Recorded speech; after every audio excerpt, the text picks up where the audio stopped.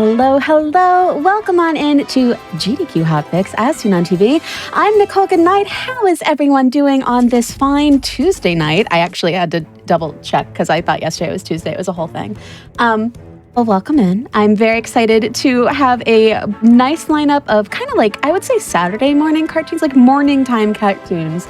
Just a bunch of things you'd expect to see on the weekend or in the morning, at least from what I recall as the morning. We were just talking about how who's even awake at the morning anymore, which is why we're doing it now at 7 p.m., where you too can catch it.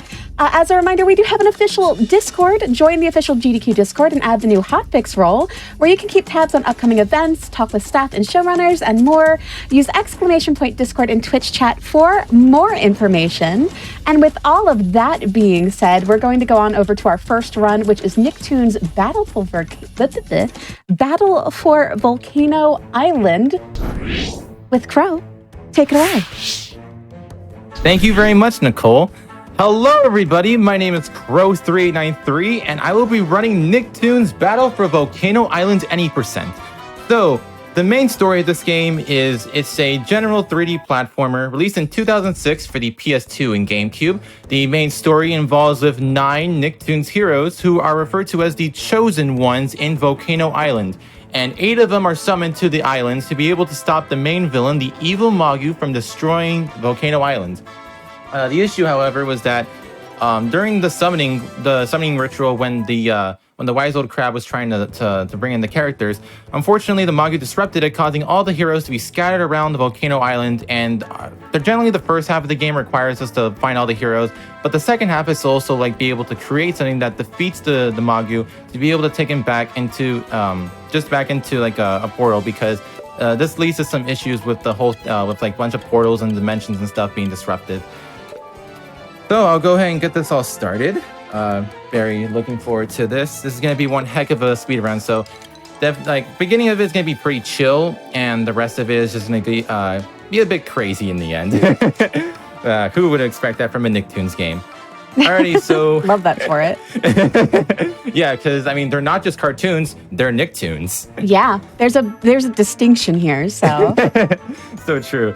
Alrighty, so time starts when I confirm past this continue text box. So I'll give a countdown from 5, and we'll start the time on go in 5, 4, 3, 2, 1, go. Yeah, good luck. That was far more of an exciting countdown than you promised me. Thank you. Oh, yeah, and oh wait, my apologies. All right, welcome to Summoner's Rock. This is basically the tutorial level where it's nothing but walking. Thank you so much. Yeah, so welcome to Summoner's Rock. This is like the tutorial level of getting used to like jumping, attacking, and dealing with enemies and all that. And this, the crab that you see continuously jumping out from the sand, that is the wise old crab, and he is the main person who helped us get summoned into Volcano Island itself. He's basically like our guide for like telling us like what to do. And Summoner's Rock, like there's really nothing like happening at the moment in terms of glitches. And what's pretty interesting is that we get to start off as 2 playable characters, those being SpongeBob and Danny. And what's actually pretty cool is you get to alternate between both. And it's really nice because it's really nice to be able to play as like different types of characters throughout each of the levels, which is really like my favorite part with this game. And coming over here actually comes the main time save or time lost, and I ended up getting time lost. So this was just like some like RNG where the coconut drops, and I guess for some reason with this game, apparently when you throw coconuts at walls, they explode. So I guess that's your life hack for the day. Yeah, they do that in real life too. Yeah, like who even like I guess you can never expect coconut water. I guess you just like expect like TNT inside. Coconut shower. Coconut, so true. Mm-hmm. And then right here, so generally, like the main path of this level is to just go towards the right, but I'm gonna do a little detour. So if you may have recalled that the last time I did run here on Hotfix for Nicktoons Unite, there was a little reference with Plankton's boss fight here. So enjoy this dialogue. That's Plankton's big robot thingy. Oh, we sure showed him. Yeah, we sure did, SpongeBob. It's a really nice callback from the first game. It's pretty cool because the Plankton robot Plankton fight in that game is actually really cool in my opinion. And it's just nice to see like the concept of what they were able to do with giving Plankton some type of fight. It was really nice. Now generally this level there's just really nothing else happening. So I guess like I guess something that can probably like be beneficial for this, considering the amount of times that SpongeBob was like walking on here for like 2.5 minutes. I guess he can probably put on his bio that he really likes enjoying long walks on the beach. I can't believe you just said these words. I mean, I've been on this level for like over like I would say every single attempt for like 2.5 minutes times like 400 attempts I've done. So however long that is in terms of hours, I could probably put that in my description of how. Let me just like make some notes here about what SpongeBob's dating profile would say, and which is not a sentence I expected to say today. Well, I mean, you never know what to expect. Yeah, expect the unexpected with Nicktoons. Yes, I mean that's why there's a lot of stuff happening with like a bunch of stuff falling from portals and everything. And speaking of unexpected things, we're currently in the next level, which is Shipwreck Cliff. And actually, at the end of the first level, we met up with Patrick, and he was just jumping on a diving board. Oh, okay, I ended up falling. That was not supposed to happen. So the propellers have a very large hitbox where if you get hit by them, you're automatically stun locked. And I tried going for a fast cycle, but unfortunately, I messed that up.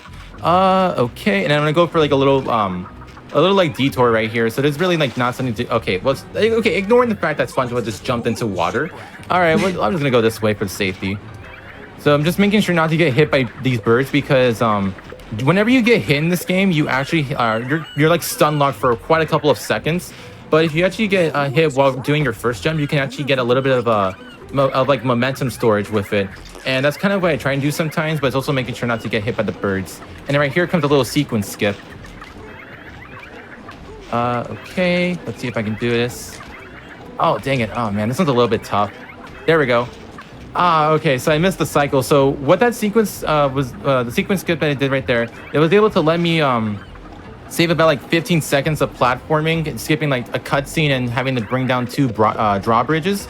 And if I was a little bit more quickly, I could have made it into the cycle earlier, but unfortunately, I wasn't able to. But that's actually pretty fine. But also right here, there's no kill plane, so you can just walk down here and then fall, and you can be able to just skip all that platforming. Alrighty, gonna drop down this drawbridge, and I'm intentionally not gonna drop down this one because you can just jump. You can be able to just jump around it. That also prevents some birds from spawning in right here. So you're actually gonna see it after this. But the other reason was also I can make it to that platform cycle. And when I do this, you'll be able to see, hey, look, there are some birds now. They just spawned in. That was kind of a surprise. It's kind of wizard tech this is. So yeah, basically Shipwreck Cliff is the same thing as Summoner's Rock. It's just like more of a tutorial level thing. So not much interesting at the moment. And okay, gonna try and jump on this gear for a little bit of an extended height. Nice. And then I'm going to do a little bit of an advantage here with the slow property where it will actually register me at a higher ground where I could be able to jump a little bit more higher than usual. Letting me be able to jump on that cycle and being able to do that. Going to be careful right here because there's some birds. All right. And we're going to fall down and then fall down again. And then we meet a sand monster. And this specific sand monster can actually trap you with its sand that it breathes out and then says a slam on you. So that's one of the like there are different types of enemies in this game that are all original. It's really cool. And then right here, I knocked down the chandelier and then I did a little backtrack because I was gonna pick up some yellow energy by hitting that yellow crystal. So there's 2 different types of energies in this game. There's blue energy and then there's yellow energy. So blue energy is basically like the health regeneration for the game. Where like can help you for in case you're low on health or anything, just find them and you just break them and then you get heal. You can heal up with it. But with yellow energy, that actually gives me the ability to be able to use a special attack that every single character has, and some of them have different ones that we will see later that will help us do some really cool tricks. But SpongeBob, for example, is just his is just a projectile. Yes, so the tricks are going to be very they're going to be pretty game breaking. And then right here, big fan of tricks. Yes. So what's currently happening right here, we're destroying these birds because we're meeting up with another hero, Tucker, and basically he was being surrounded by those birds, but we didn't have to deal with the other birds. We could only just destroy the ones that are falling down, and that was basically the end of Shipwreck Cliff. And now we're currently into Camp Castaway, which is essentially the main hub world. And what we're doing now is still trying to find more of the other chosen ones to join us. And then be very cautious right here. Okay, good. All right, so while I'm going to be entering this level, oh, okay, I got lag, unfortunately. I'll go over lag a little bit later, but right now I'm going to actually explain what I'm going to be doing in this level. So I'm going to be going for a trick called a Patrick jump or a Pat jump. So I mentioned how like some characters have different special attacks. So Patrick has a cartwheel attack, but if you actually use that in the air and you cancel out of it, he retains both of his jumps back. So you can essentially do like 4 jumps with it, which is going to help me beat this level very quickly. So there's currently nothing over here, but I can just do this. Oh, okay, I have to redo that. I timed it a bit late. I'm going to redo that. Alrighty, let's see if I get good RNG. Nice, yellow energy. Okay, good. Alright, gonna see if I can do this one. And we're at the end of the level. Hey. Yeah, so that whole level was just one giant circle, and that saved about like 2 minutes, 2.5 minutes of just like having to go around it. And then right here, I'm actually gonna have to focus on a certain voice line because there's gonna be a certain point of lag. There are many dangers on our island. There are many dangers on our island. Nice. Okay, I got the trick. So what I just did was I opened up the menu. So I did a trick called Z menu. Now, one of the main issues with this game, specifically for the GameCube version, is that it has trouble with lag. So that, what I'm trying to make sure is to make sure it does not happen at any point. It can happen randomly, but that one is very common for GameCube, and it's not really apparent for the PS2 version. But we still find ways to be able to cancel it out. So basically, well, the reason I did the Z menu was actually to get rid of like a 5-second lag that would normally happen from the Wise Old Crab's voice line, and it would have been quite a bit before it would normally finish. And now we're currently in Fort Crabclaw, and basically at the end of the last level, we saved 2 other heroes. We saved Samantha Manson and Squidward. And basically, a little thing I should mention here, Tucker and Squidward are unfortunately not playable, but they were planned to be playable in the game's files. So it was pretty cool. I'm gonna go for a little trick here called Turtle Jump. Let's see if I can do this. Let's go! Nice! Yeah, woo! Ah, that was okay. That's a really tough jump to get because you have to be off a certain point of that turtle to be able to register both your jumps. And right here actually comes the biggest glitch so far. So I switched to Sam and I'm activating the Fenton suit, and this suit is actually on a timer, and I'm essentially going to be doing the same thing like I did with the Patrick jump, where I'm going to try and make sure like I'm in the air, because when the suit actually disappears while she's in the air, she gets both of her jumps back. So like this. And there we go. We are now out of bounds. So what's currently happening at the moment is that I'm just going to be able to try and just move myself to the very end of the level. Well, not to the very end, but at a later point of the level. So basically just going to skip like a bunch of platforming and just be very careful because there are still out of bounds kill planes. Okay, this should be good. Nice. Okay, now from this point, I'm going to have to be very careful because if I go a little bit too far up, I could end up getting soft logged. But in case if I do, I have a backup save file just in case. So just in case if that happens, but this should be good. All right, let's see. Moment of truth. Let's go. Yeah. Alrighty, so that saved about like 30 seconds of platforming, and right here I'm gonna go for an ally manipulation where I can jump on the heads and do something called a Danny jump to hit this later section a bit more earlier. So there are certain characters in this game that have bigger models than others. So Danny, Sam, Patrick, and Sandy have bigger models than the others. And what I can actually do is abuse this property, and because their heads are big enough to be considered as platforms, I can get a little bit of an extended height with it, which was able to let me jump on the earlier section. They're skipping about like climbing a 20-second climbing section as well, which is pretty cool. And then right here, we're basically gonna save the other Nicktoons hero, who is the 3-headed boy. But who may that be? We'll have to wait and see. So I'm just having to deal with these crabs, and they're just preventing us from leaving. All right, this should be the last one. Yep. Okay, so at the end of the level, we actually met up with this 3-headed boy, who is actually just Timmy Turner. And what basically happened is that Timmy actually found a Jimmy Neutron communicator device. But unfortunately, we cannot be able to communicate with Jimmy Neutron because batteries not included. So that's essentially what's going to happen here. But in the meantime, we have to deal with the first boss of this game, which is the Great Carapace. Now, this boss has a specific timing or like a rhythm for how to defeat him a bit quickly, because what essentially is going to happen is I have to try and make sure that he doesn't go like, basically he has like 3 different types of knockbacks. And what basically is going to happen is I have to break that shield in his back to make sure that he gets damaged by the waterfall that you see in the very back. So what I'm essentially doing is a rhythm where I'm hitting the shield 2 times and then hitting him, because this actually prevents him from doing any animations or him moving forward from attacking me. So you make sure that he stays still in the exact spot, but making sure that he doesn't do anything just to save a little bit more time. And then once the shield's broken, I just continuously hit him more with coconuts, with the exploding coconuts, and there we go. That's the first boss defeated. So now we talked with Jimmy Neutron, and he helped us, and he gave us the plans to be able to create something called a rip zipper, which is what's going to be used to help us defeat the Magyu. But to do this, we actually need to collect certain we need to collect some stuff as we progress onwards in the levels. But as well with this level, we're actually looking for one more hero, which is the deep sea squirrel. Who may that be? I surely didn't say her name earlier. I totally did not. I totally did not say her name earlier, and I'm not trying to just. Who could it be? Honestly, who knows for sure? I mean, it is the deep sea squirrel. It's really, who could tell? It's anybody's guess. Yep. So welcome to Crystal Ruins, and I'm gonna be playing as Timmy in this level for basically doing a trick called a Timmy jump. So basically, when you use Timmy's special attack in the air, he gets a slight extended height to where it's more like a 2.5 jump compared to like a double jump. And that's basically going to help me go over this platform or like this entire wall. So generally you're supposed to like use like a giant like egg to be able to destroy and knock it down. But I just did a Timmy jump to just go around it, and I was able to do that. And I'm going to try and go for another one here. Let's get jumping. Oh, okay, I was close.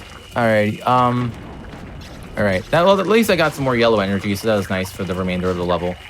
So I will mention this level does have an out of bounds, but just for marathon safety, and because I'm not doing it just for 2 reasons. Basically, it's pretty long and it's very precise to try and get, but also if I mess it up, it'll take like an additional 2 minutes.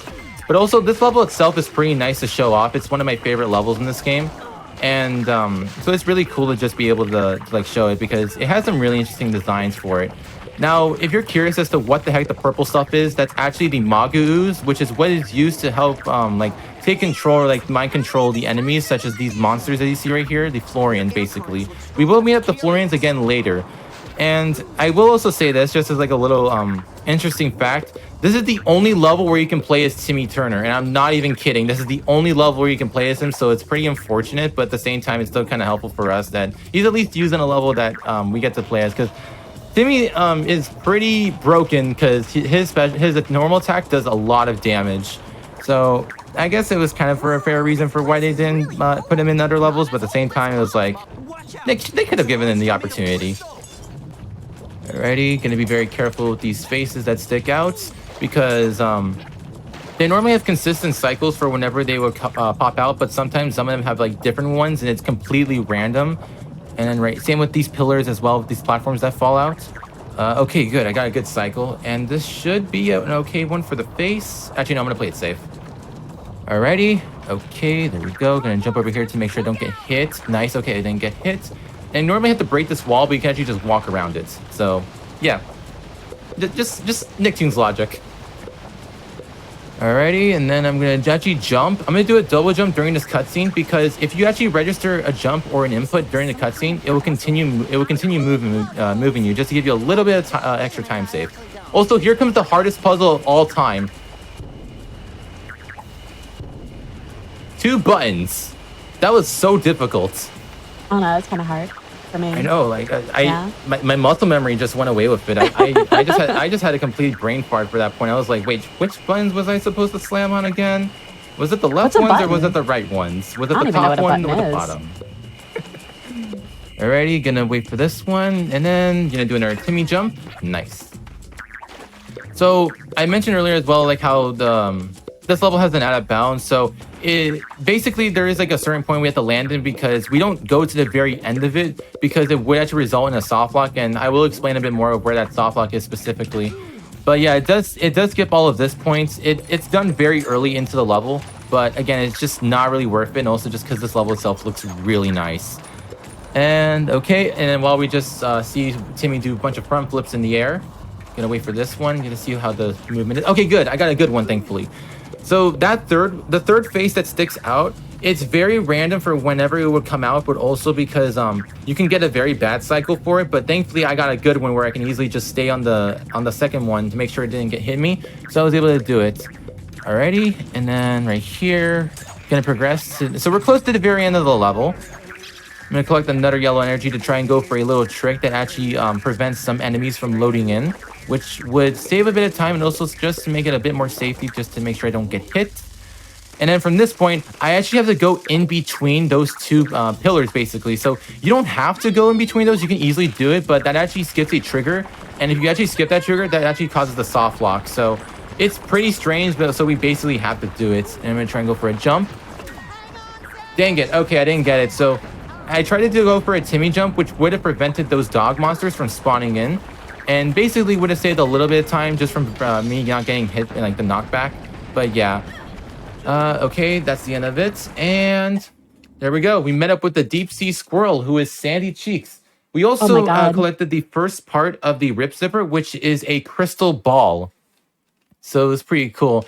So now we actually have to enter into the next level, which is the fetid forest. And the main reason we're going in this level, well, first of all, it actually has another collectible we need for the rip zipper. But the second reason is because we have to save the Queen of Myrmix, because she is actually being held captive by the Florians because they have been possessed by the Magus ooze. Now, while we're getting ready to just like progress onto the little half of the level, Nichole, would you like to take any guesses on what the second item we're collecting is for the rip zipper? Considering the first one was a crystal ball, have any ideas in mind? Literally none. Well, we'll see later. And chat, if you want to as well, you can join in with it on what the item may be. All right, so from this point, I'm going to give a little bit of a flashing lights warning. So this out of bounds is going to have some flashing lights where if it's not done correctly, it can actually cause like the screen to flicker all over the place. But I'm going to do my best to make sure that doesn't happen. So I am going to be very quiet to focus on it to make sure it does not happen. But yeah, here we go.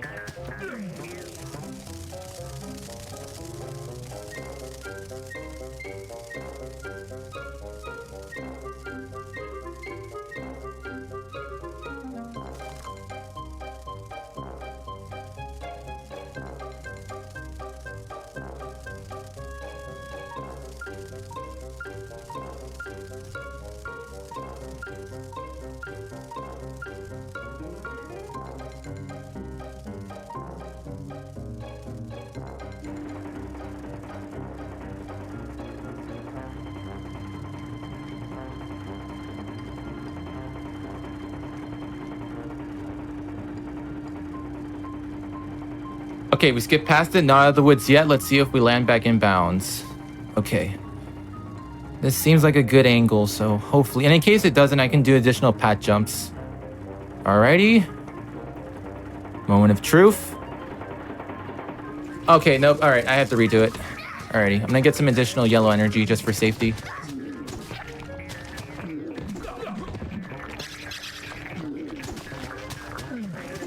Alrighty, here we go.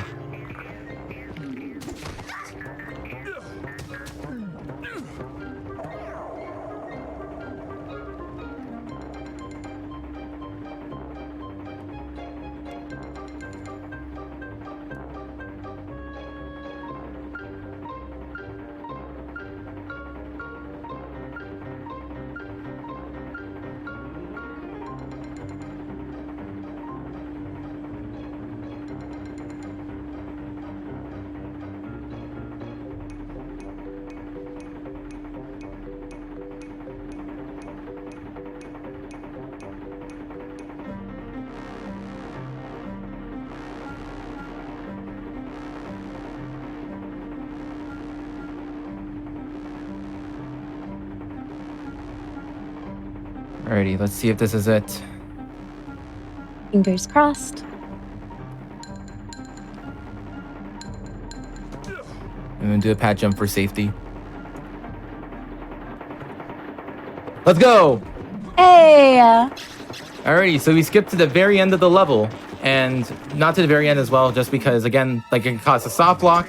And there she is, the Queen of Myrmix. So basically we have to go against the the King Gorge's sergeants to make sure to be able to defeat them to save the Queen of Myrmix. And basically during this point, it's just a little combat section. And I can actually use Patrick's special attack because his special attack actually is a one-hit KO for most of the enemies, which is very helpful for this point. Okay, there we go. And then from this point, just gonna be able to defeat the sergeant by just doing slams. So Nichole, having like last chance, any guesses on what it is that we're probably gonna be collecting? No, but I'd love to know. Well, we're about to find out right now. Oh gosh, okay, well. The chosen ones. Then the legends are true. I should have believed Shelley all along. Shelly? Guys, there's an aqueous thermal diffuser not far away. We need that for the rip zipper. Look, it's over there. Wow, it's beautiful. Dude, it's an espresso machine. An espresso machine. In what world? In what Nicktoons. world? In a Nicktoons world. Would I have, with my whole body, said an espresso machine for that answer and been correct? Well, I mean, there's also, like, you can be very ecstatic when you see it. I mean, just look how SpongeBob reacted when he saw it because, like, he said, "It's beautiful." I was not expecting that when, I don't often look at espresso machines and be like, oh my God, that's the most beautiful thing I've ever seen. But I guess I get it. I guess, but then again, espresso machines can also be, like, the one thing that can help us save the world itself. Sure. Uh-huh. Yes.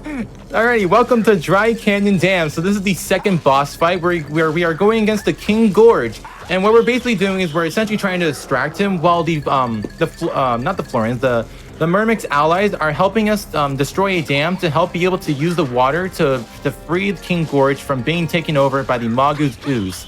Now, basically from this point, it's just like it's just making sure to like not get hit by his projectiles, but then afterwards he's gonna be down and then he's vulnerable to where I can just hit him. And right here, just continuously attack. And I am playing as Sandy because Sandy's attack is actually the most consistent in terms of being able to hit certain enemies. So that's kind of why I'm playing as Sandy as opposed to Danny, Sam, or SpongeBob. So that was actually the first phase of the boss, and we're currently entering into the second phase. So the second phase is kind of similar, but the difference is that he's going to be shooting, or I guess spitting 6 oozes at us and trying to trap us, basically. But what I'm trying to make sure to do is that I'm making sure he doesn't do that the laughs because he has a laughing animation. But yeah, this is basically just going to be the same thing for like the next 30 seconds. So this is actually going to be a good time to say this. So there is going to be a poll happening right now where if you want, you can choose which character I can play for the final level. So those two will be SpongeBob SquarePants or Danny Phantom. And the character that gets selected will be the character I will be playing for the whole level and will be using to defeat the final boss. So get your votes in for it and to see if you want to see one of your favorite Nicktoons characters played as the final level, because there are going to be some pretty cool skips that I'll try and attempt with either of them. Alrighty, so this is the last phase. 1, 2, 3, 4, 5, 6. Okay.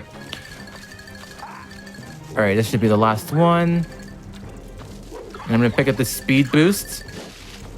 2, 3, 4, 5. Alright, and then attacks.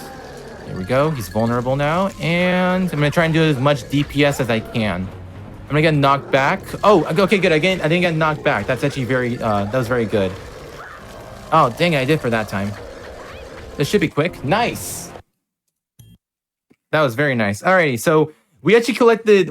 So not only did we were able to help save King Gorge, we collected the last item for the Rip Zipper.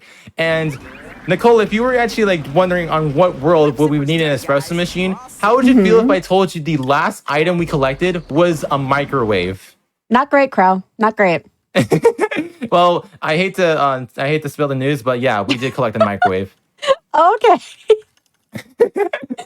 Yep, so I guess the key points to be able to save the world in the Nicktoons universe is a crystal ball, an espresso machine, and a microwave that has no source of power. Well, that's good for it, honestly. Good for it. At least it's doing something. I guess it's somehow the Magu's weakness. I guess he really just hates caffeine and really does not like electrical supplements. Yeah, he's a sleepy boy. Yep, so alrighty, we're currently here in Ancient's Peak, and this level, we're basically in the volcano of Volcano Island to reach up closer to get closer to the Magu, which is going to help us get to the end of the level. And during this level, I'm actually going to be playing as Sam. But this level in the speedrun is pretty, it's pretty interesting because I kid you not, this level has the easiest way to go out of bounds in a video game. And I wish I was joking, but I am not. Alrighty, gonna try and make sure I don't get hit by these Magu monsters. So these specific Magu monsters are actually one of the worst ones to deal with in this game because they can either throw punches at you, which they have a gigantic hitbox for, or they can throw a projectile at you, which always hits you every single time, and it is so tough. But thankfully, I didn't have to deal with that, so it was really nice. And then I'm gonna deal with some more of them again. Alrighty, so who here is ready to see the easiest way to go out of bounds in the video game? Me. Alrighty, here we go. So what I'm gonna do right here, I'm gonna just line myself right here, and I'm just gonna walk down, and there we go. Yeah, well. Yeah, so there's just no kill planes, like nothing there. There's just an open hole that you can just go out of bounds, and it's pretty beneficial because this is gonna actually help skip the second half of this level. And the second half of this level is so difficult because there's a combat section, but there's also a section where you have to like basically climb up, or like not climb up, but like you get basically you get like absorbed up by some wind, where you have to make sure not to get hit by some pillars. And the pillars can be very random for if you get a good cycle or not. And this out of bounds just skips it entirely, so that saves like another 2.5 minutes, so very helpful for this point. Again, maybe this was a developer insight, but it's just very surprising to see that this is actually that this exists, and it's funny, but at the same time it's like, wow, this is an actual thing. Alrighty, I'm gonna be very careful. So just like how it was in the 4 crab claw out of bounds, even though I am out of bounds, there are still out of bounds kill planes that are close, but there's gonna be one more that I'm gonna make sure I'm gonna avoid, and if I avoid this one, I should be good to go.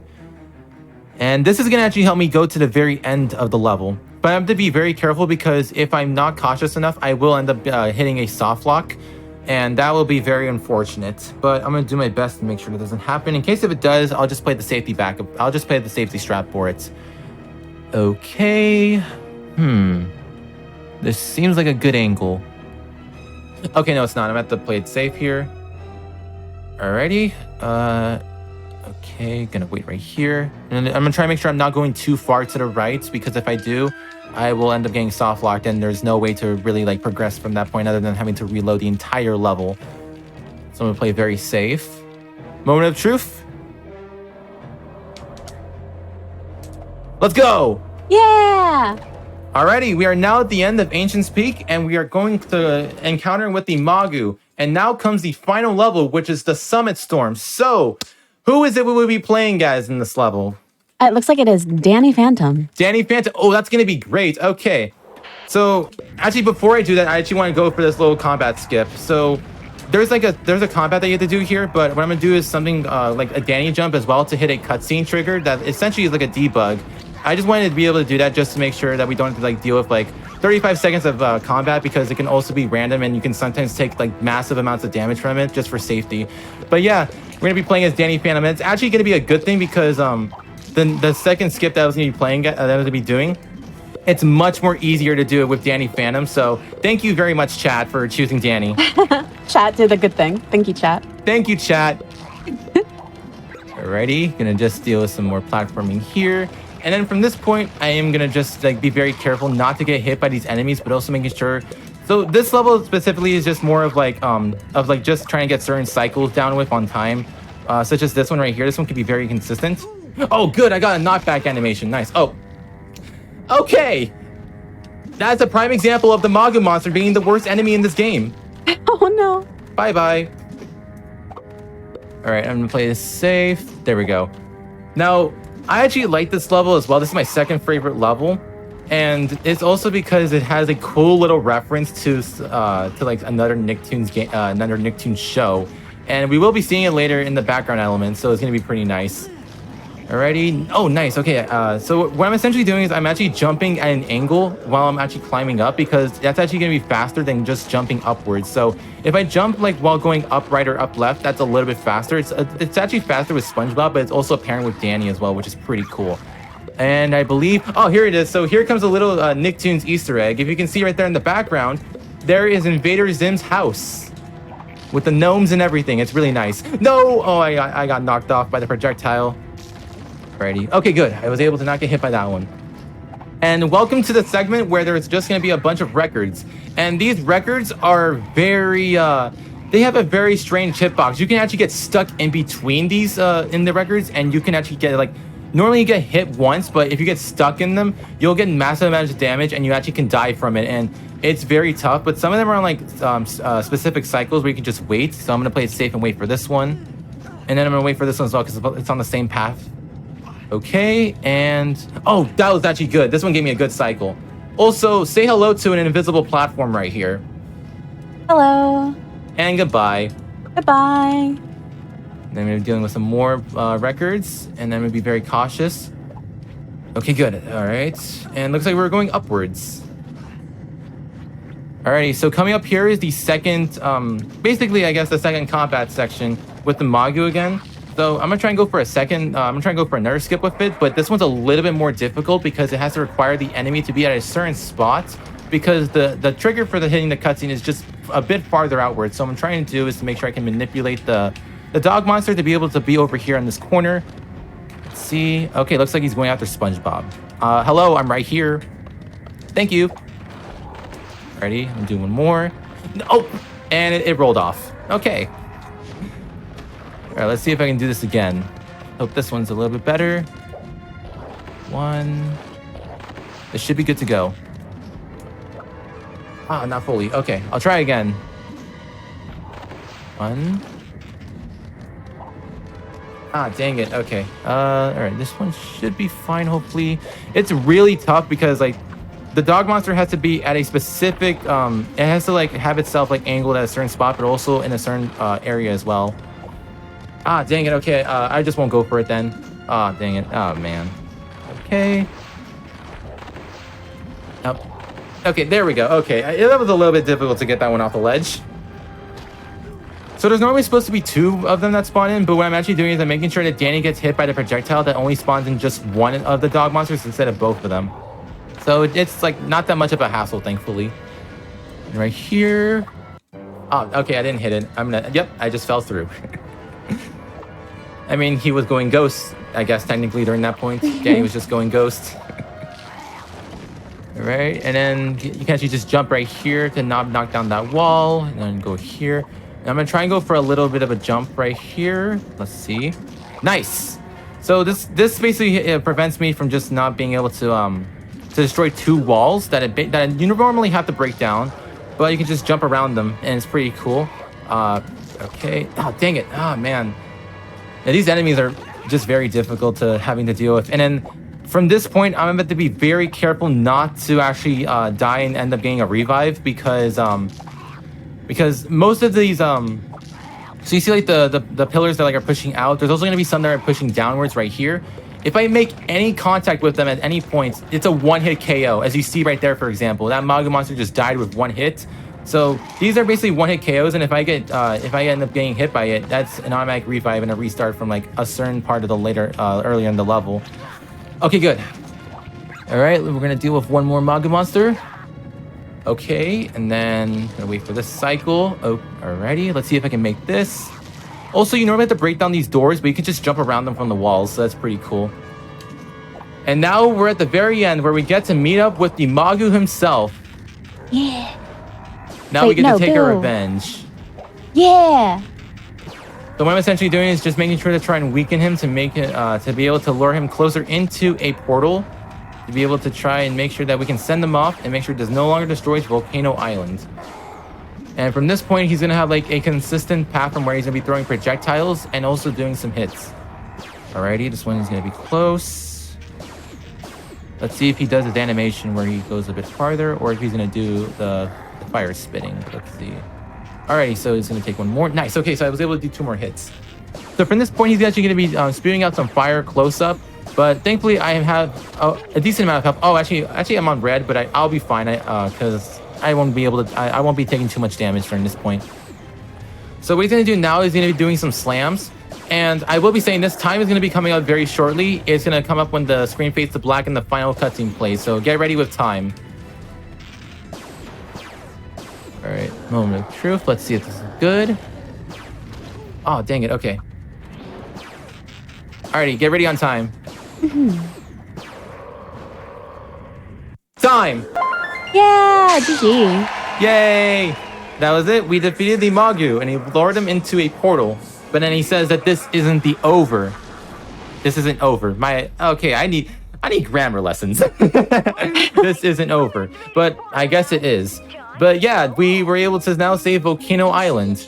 So yeah, we were able to protect and save the Queen of Mermix and the wise old crab, otherwise known as Shelly. So yeah, we get to say goodbye to basically everybody. We're on our way back to just each of their own homeworlds and their dimensions, because we were able to now save Volcano Island. Yay! Yay! We did it. Yay! Honestly, like this game is like a fun one. Oh, also, yeah, there's also just like head carvings. Oh, sure, yeah. Of course. Yes. Yeah. Alrighty, so now I'll go ahead and just give out some shout outs. So first off, I want to give a huge shout out to the Nicktoons speedrunning community. So it's an active community that normally tends to try and work on mostly the Nicktoons Unite series games. So Nicktoons Unite, this game, Nicktoons Attack of the Toybots, and Nicktoons Globs of Doom. If you are interested in checking out or trying out the speedrun any of those 4 games, you can feel free to check it out on you can find the Discord link on the speedrun.com site in the Nicktoons series, or when you look up one of the games on the speedrun.com boards. Now, I also want to just say this. If you are interested in trying out this game, we do have a little bit of an any percent tutorial that's in the guides of speedrun.com. And I will be planning to work on one soon to be able to make it a bit more accessible and make it more a bit more currently with some of the certain strats. But yeah, I'm looking forward to that. And now I'll be giving out some shout outs. So absolutely huge shout outs to Unix and Hydro. They're basically like the 2 main people who got me who gave me the inspiration to try out this game, but also with some of the strategies that were used. Some of them were mainly discovered by them, and it was just really nice to be able to do it. But yeah, just absolutely huge thank you to like the Nicktoons community and this Battle for Volcano Island. It was a really fun game to try out because I didn't really grow up with this game. I did have it for a little bit, but I didn't play it much. But it's honestly a really fun one. Like, gonna be very honest, like one of the fun ones out of the 4 games in the Nicktoons Unite series. But yeah, other than that, absolutely huge thank you to Nichole for bringing me back here again on As Seen on TV with another Nicktoons game. I'm just so happy that I got to be able to show off not just only 1, but 3 of them. Like, I just cannot believe that. Like, thank you so much. Absolutely glad to have you. I'm so excited that you submit this. Yeah, and if you are actually interested in checking out more games that I would speedrun, because normally I speedrun the Nicktoons games, but I tend to speedrun mostly childhood games that I grew up playing, such as like from like the 6th to 8th generation consoles. You can find me on twitch.tv/crow3893. I also have all my PBs on my YouTube channel as well. But yeah, just really happy with the fact that I was able to submit this one, because the any percent for this game is it's short, but it's very interesting in terms of how short it is, because we get to like skip quite a bit more compared to normal. But yeah, again, huge thank you again to Nichole for letting me come back on here for As Seen on TV a 3rd time. And I just cannot just mind-boggling. And just really happy that I was able to do this. And thank you guys so much for watching, and enjoy the rest of your time here with As Seen on TV. Bye-bye. Bye. Thank you so much for that run. It was a really good run, and also just very fun. The Nicktoons games are just full of, they're just a lot, and it's a good thing. But I had a great time chat. We're going to take a quick break. As a reminder, though, Sonic and the Sidekicks is coming June 1st and 2nd. Use !Sonic to take a look at the schedule. And now go ahead, stand up, stretch, get something to drink. We will be back in just a little bit with another run. Welcome on back to As Seen on TV here on Games Done Quick Hotfix. I hope you had a nice little break. As a reminder, if you missed out on any of our shows or events, be sure to check out the VODs on youtube.com/gamesdonequick. And if you're watching on YouTube, be sure to press the like button on this video and subscribe to the channel. You can see so many cool runs here. I don't have a lot more to tell you. I'm very excited to get into our next run, so we're going to go ahead and do that and go on over to Coco Confession with Crazy Castle 2. Let's go. Hello. Hi.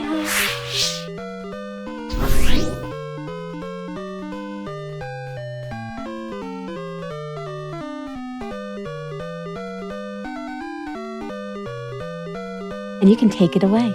Okay, awesome. Hi, everybody. I'm Coco. Nice to see everybody here. Oh my gosh, I'm so nervous.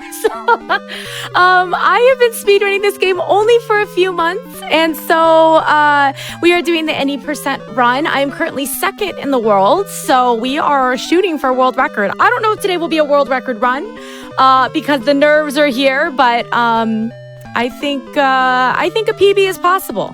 I'm so excited. Yeah. Should we just get started at any time? Yeah, whenever you want. Whenever's good for you, you can go ahead and do a countdown. All right. Are we ready? Yeah, we'll do a countdown. Okay, ready? 3, 2, 1, and go. Good luck. Thank you. Hello. All right, for those of you that are just being introduced to this run, my name's Little Button, and Coco invited me to commentate here. If you aren't familiar with Bugs Bunny Crazy Castle, how this game will work is there are 28 levels that Coco will have to maneuver through. What's really crazy about this game, truly Bugs Bunny Crazy Castle 2, is that it is a one hit and Coco's gonzo. So she needs to go through all these levels, get 8 different keys every single level, and here is Coco's 8th key for the first level, and out that locked door she goes. There's lots of different RNG manipulation that Coco's going to try to do, or movement manipulation, not necessarily RNG. Right here is the first place where Coco's going to do it. She needs to make sure that after she goes through this door, grabs this key, comes out, she walks right past this coyote. She can't stop. She has to bomb it as she goes by. And that's because right up there on the left, there's this adorable little sheep ghosty whose movement will change if she pauses or stops there at all. And that'll mess with everything. So Coco did it perfectly, of course. So she's going to make her way through here. There's lots of different movement in this game. You can see those...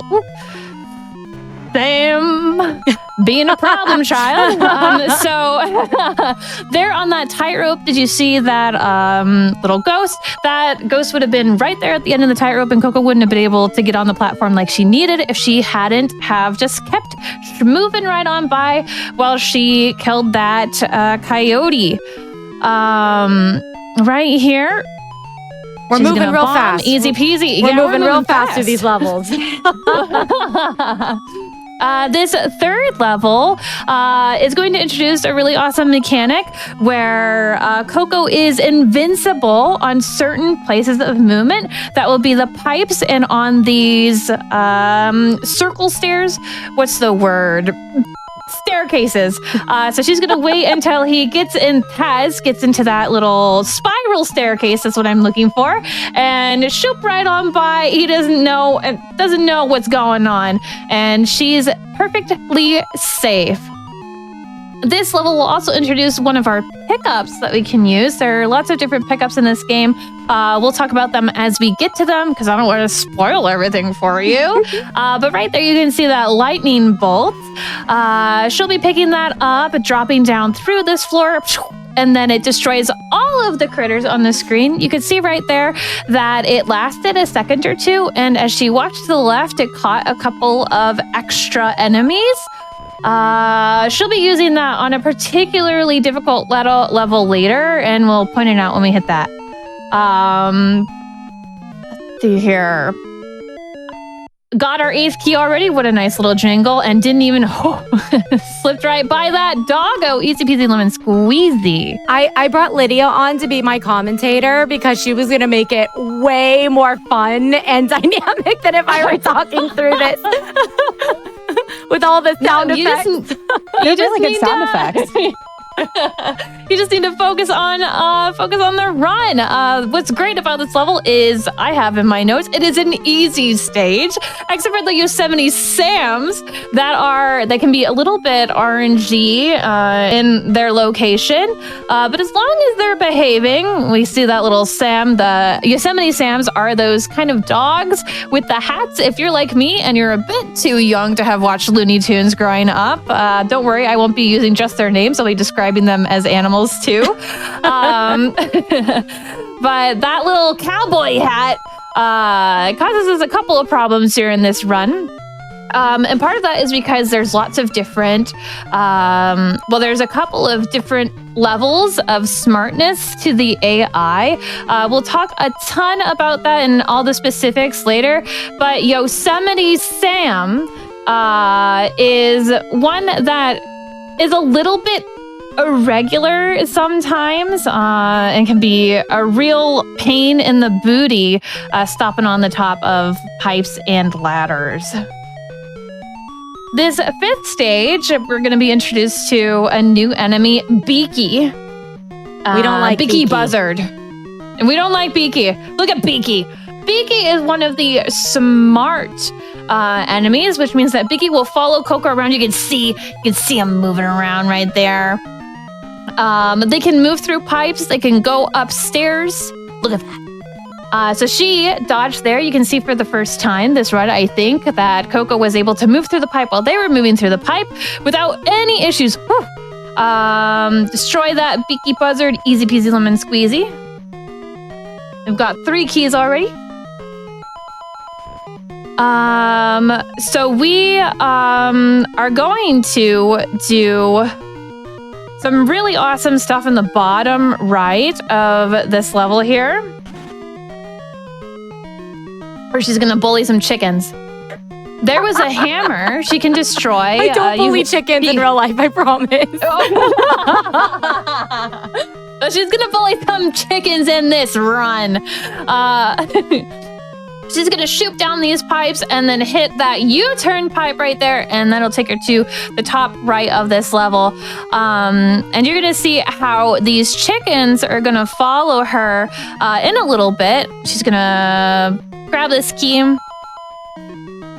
do some tight roping, grab this key here, and she's gonna drop down. You see how these chickens are following her? Chicken run moment. She baited him down so he gets to walk up here without having to use her bomb, and can just trick him into doing exactly what she wants. And you see how she grabbed that tightrope there and moved to the right. You can't actually move to the left or right while you're falling. You can only do it while you're moving up. So you'll see Coco use the tightropes a couple of times during this run to kind of stop her momentum so she can land on a platform. Can I see some lefts in the chat? Some L's and some lefts, because Coco has to move left here. Otherwise, everything is broken. The movement of the enemies here is pretty particular, and if she doesn't go left right at the beginning, she is a little screwed. And she did it just like she was supposed to do. Otherwise, these Sams, look at these Yosemite Sams, won't be in the right pattern, and she can't destroy them with the weights like she needs to. There's some pretty tight timing in this area. Thank you for all those lefts in the chat. Some pretty tight timing. Sometimes I have to sacrifice myself if I don't get the timing quite right, which obviously adds time. And by sacrifice, that would mean that Coco would have to run into an enemy so that she can restart the level. If you die in this game, don't worry, you don't have to restart the entire game. Here, she was waiting because this clock freezes all of the enemies. She was waiting for the little sheepy to move to the right of those doorways so she could just zoom on by. That W is a warp point. You'll be seeing her use those a couple of times. She does get a couple of iframes at the beginning and at the very end. Well, like right before she warps and after the warp. This 7th stage introduces some new mechanics. I think this game does a really good job introducing lots of new mechanics as you go along. This is the first stage where we get fake rooms. And by fake rooms, I mean the doors are there and there is a room in there, but there are no items that Coco wants. These levels with the bricks and the cracks are more likely to have fake rooms in them. Just some consistency to the design. It's not like a steadfast rule, but that just seems to be the way it is. Coco's got this S item that she just picked up. That is the shield that makes her invincible while she has it. It doesn't last. I'm not sure exactly how long it lasts, something like 30 seconds. But she can walk through the enemies. That's one of the pickups. So we've gotten the lightning bolt. We've gotten the shield. So we have gotten the clock. So I think we just have one more pickup that we haven't showed you all yet. We might have a cat issue here in a second. Oh no. Of course, of all the times to come and bother me while I am on camera, it has to be during a run. A real life cat issue, not a Sylvester cat issue. Kind of cat issue. Tell Books I said hello.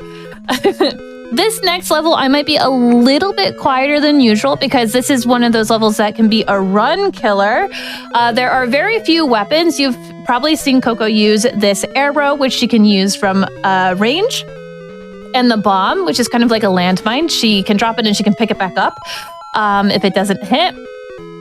She is going to destroy that block there and then destroy another one so that she can bait the little sheepy up and around. She's going to drop down, destroy this. That was pretty close. Hop over this Sam Flick. The timing on this is extremely tight. And so she hopped into that door. I haven't talked about this before. Oh, there's those little toesies there. I don't know if you've noticed, I don't think I mentioned it, but when she goes into a door, it freezes the enemies for just a second. And you're going to see the very first trick on this level. She's going to destroy this block and go right up. And that is because the pickaxe gives Coco a couple of iframes. So right there, she was able to destroy the block with a hammer and then pickaxe over the bricks and get right on by that mouse without dying.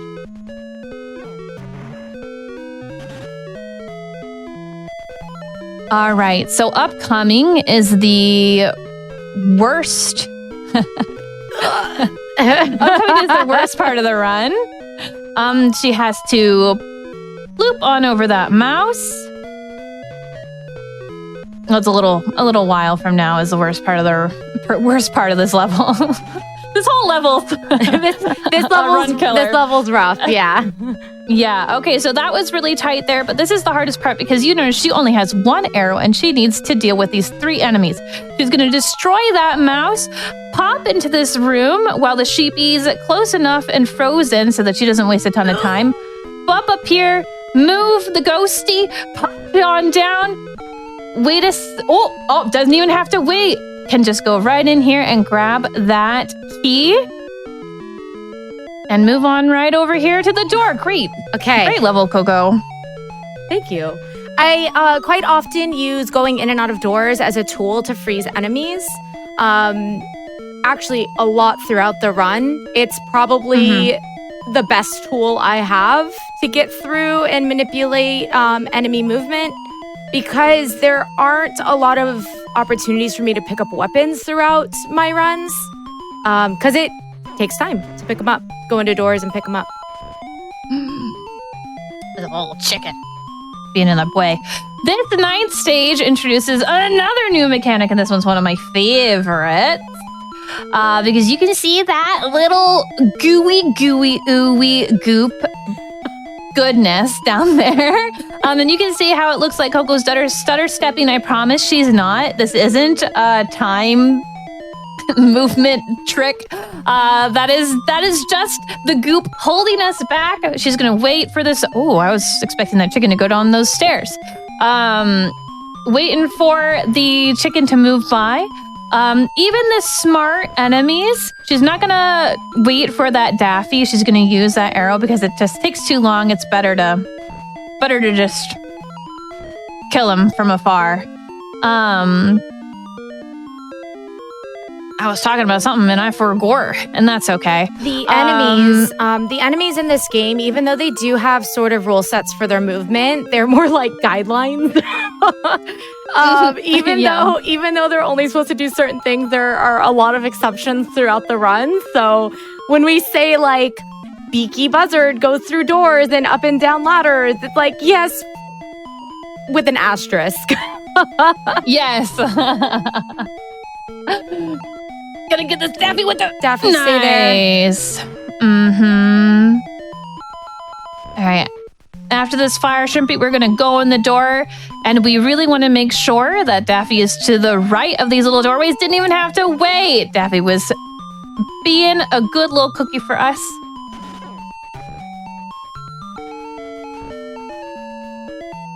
Destroy that. Mm-hmm. We got our 8th key.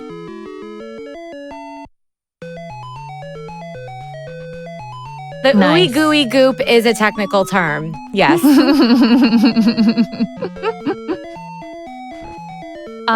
This next stage, the coyotes suck. I do want you to pay close attention to when Coco goes up and down the ladders. How she really uses every inch she can get. She's gonna wait right here. They don't care. Doesn't touch her. Doesn't hurt her. Fun little hitbox stuff. Another thing to note about hitboxes, Coco likes to mention this later in the run, but I'm going to steal her thunder, is the fact that the hitboxes can be really forgiving going in the doors, but that doesn't necessarily mean that you're going to be safe on the way back out. So you have to be really careful going into doors that you're not cutting it too close. She does need a bomb for the very end of this level. She's sitting pretty with this one that she has here, and then this next one she's going to grab. But she really needs a bomb for the end because there's going to be a mouse that's going to stand right in front of a shield that she needs to get to. There he is. There's that shield, and that will last her for the rest of the level as long as she's quick and she has great pathing, which I know you will, Coco, of course.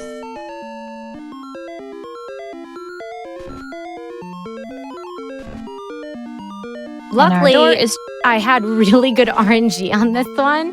So I had an extra bomb, which I usually don't. So if we ran out of the shield, we would have had a bomb for that ghost at the bottom.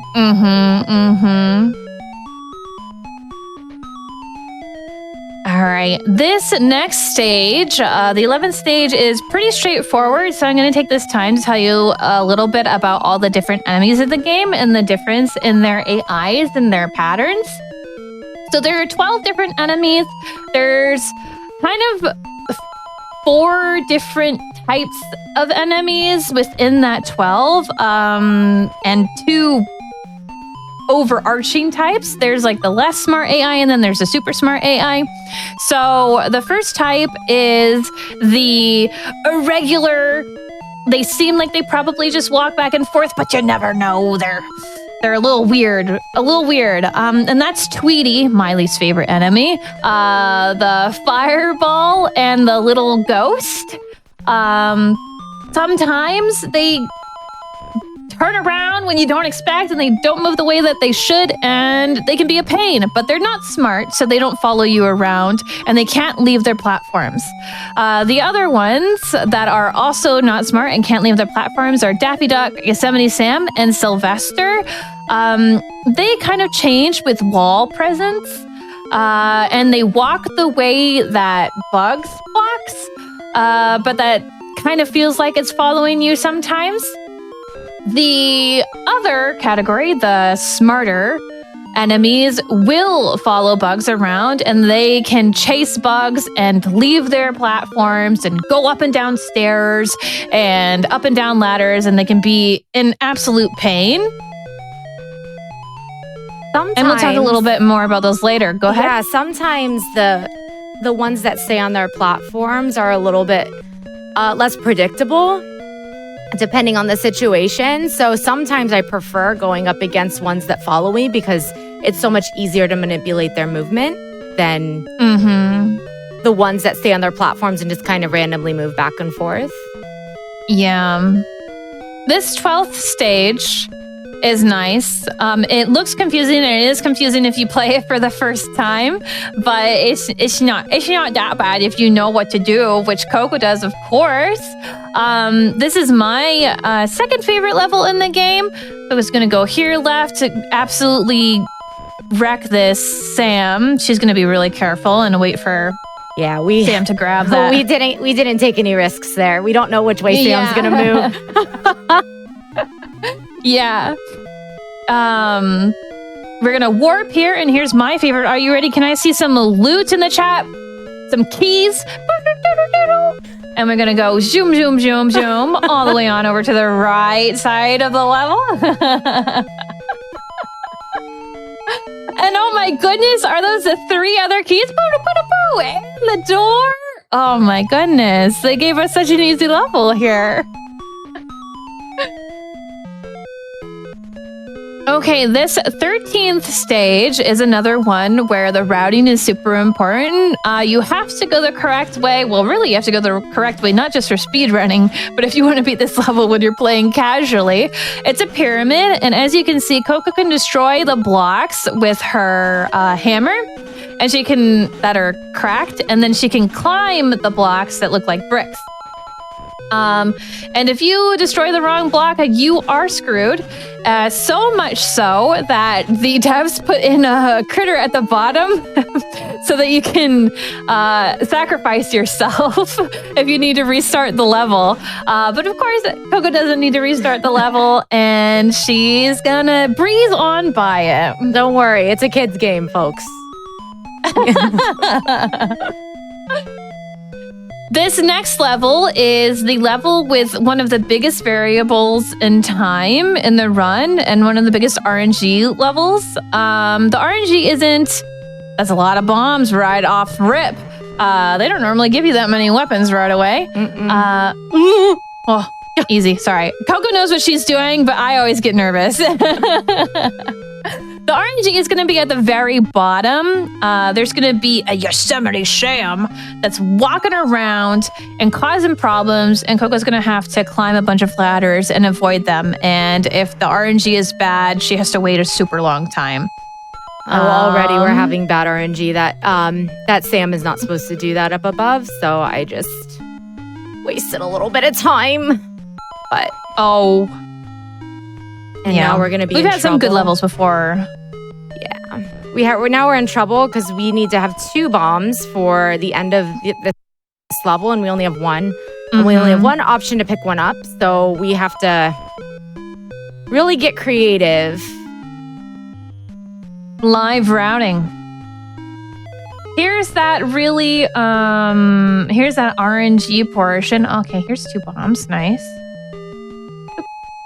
And we need Sam to move out of our way. Thank you. We have a little ghosty here. Another Sam. A little ghosty. Now we're in trouble. Oh, yeah. So now we're going to have to get around this Sam right above me here because we can't use a bomb on him.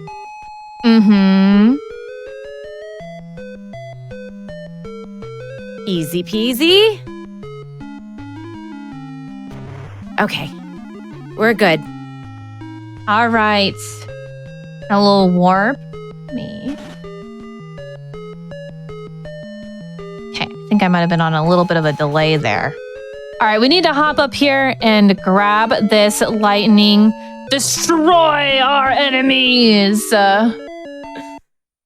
You can get away with not picking up that lightning on that level if you're able to save enough bombs to kill the 2 ghosties right there underneath that pyramid. But that's really tough to do, and you have to get really lucky. this level is really interesting. There's one portion towards the end of the level where Coco has to be quite careful that she's not too speedy. So you'll probably see her standing in the corner, walking into the wall, just waiting. Because if she is too fast going up a pipe, there's an enemy that'll be there. And we'll have her restart the entire level, which we don't like. But Tweety, stay out of our way. Thank you. 3 keys already. We are halfway to the boss. Thank you for pointing that out. We are halfway through the run. There are, again, 28 levels. We're on stage 15 right now. Too fast, too furious. 5 keys already. That doggo There's right that- above me is the dangerous one.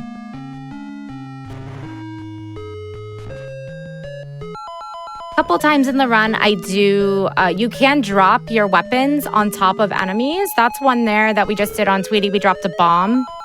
There's something cool that we do later that I will let Lydia explain because I think she really likes it. Yeah, it is really cool. There we go. See, we're safe. Here's that weight. There we go. And that was a pipe where we can't see the top, and that's really scary. What is this Sylvester doing in our way? Get out of the way. That's right. And here we have a shield, which should take us to the very end of this level.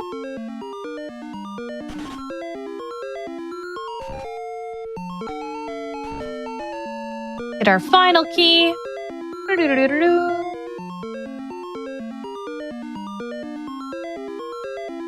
And where's our doorway we're looking for?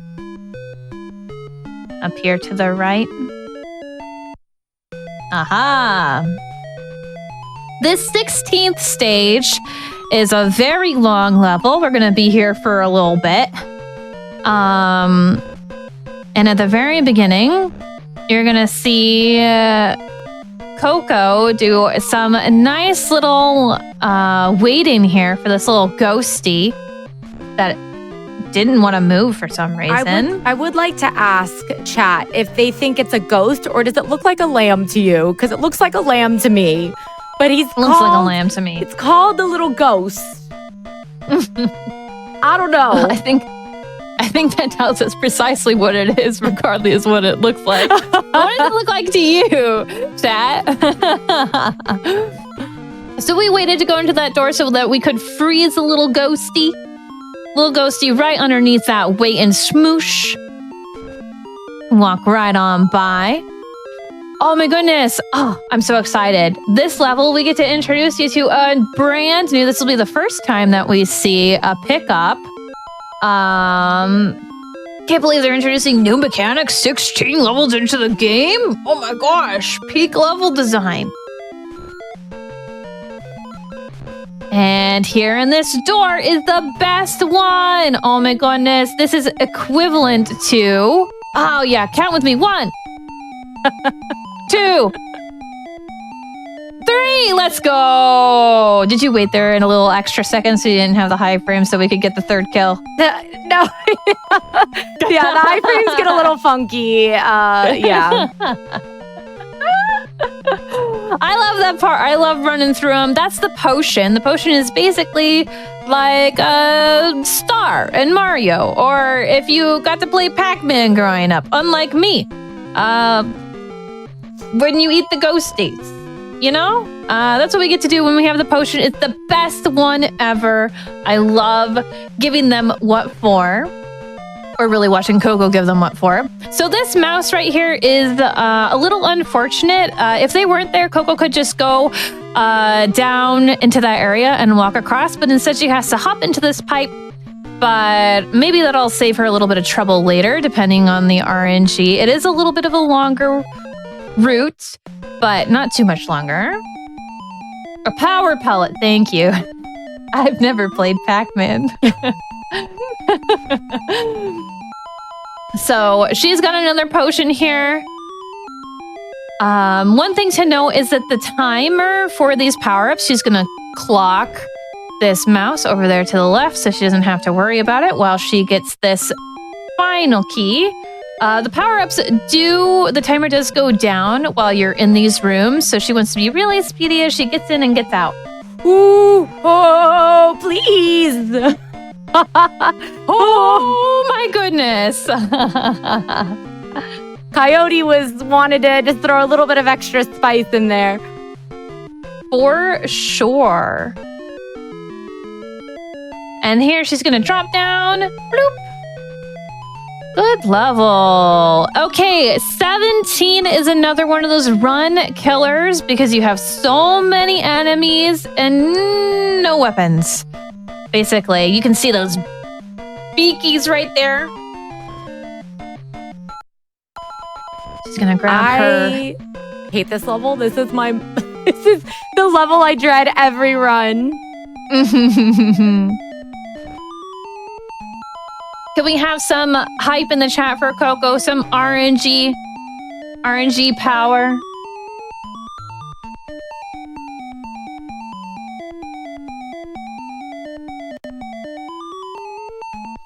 So this one is the one where Coco's going to be using the lightning bolt to kill. I believe this Daffy that's on the screen right here definitely needs to die, or maybe it's the one that's on the screen right now. One of these Daffys needs to be ended by a lightning bolt extension. We're just going to end them all. End them all! Sneaking on by these Daffys. Reminder that Daffys cannot move up and down. Oh, there's that lightning bolt. So she needs to shoot on up here and get the Daffy to the left. Nice. Good job. And so we need this one arrow for later in the level here. So it's good that that top left Daffy died because she needs to walk back this way. And if she didn't get that Daffy, she would have a little danger here. But she's gaming and taking names. This is the toughest, arguably the toughest part of the run.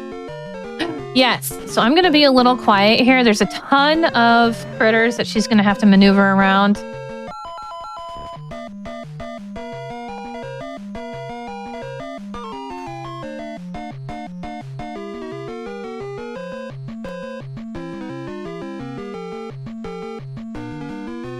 No.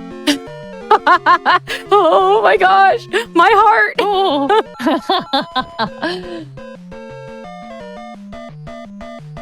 Okay, we're good.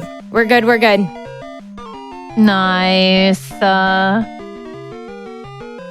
Do some claps in the chat for Coco. Oh my goodness, that went so well. Good job. Sweating.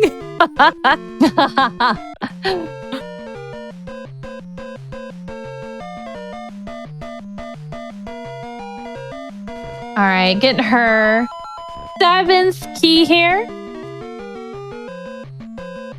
That's a blind pipe there too. That can be really dangerous if you end up getting some weird movements with the enemy. The beaky buzzer can be on top of that that pipe, and that has definitely happened to me in a run before. This next level, oh my gosh, look at all your lives. 22, because no deaths. Knock on wood. I know. Knock on wood. This next level is our first super vertical level. This one relies a ton on elevators. Look at it, Coco. Flying through the sky. Butterfly in the sky. Destroying these blocks, getting her first key.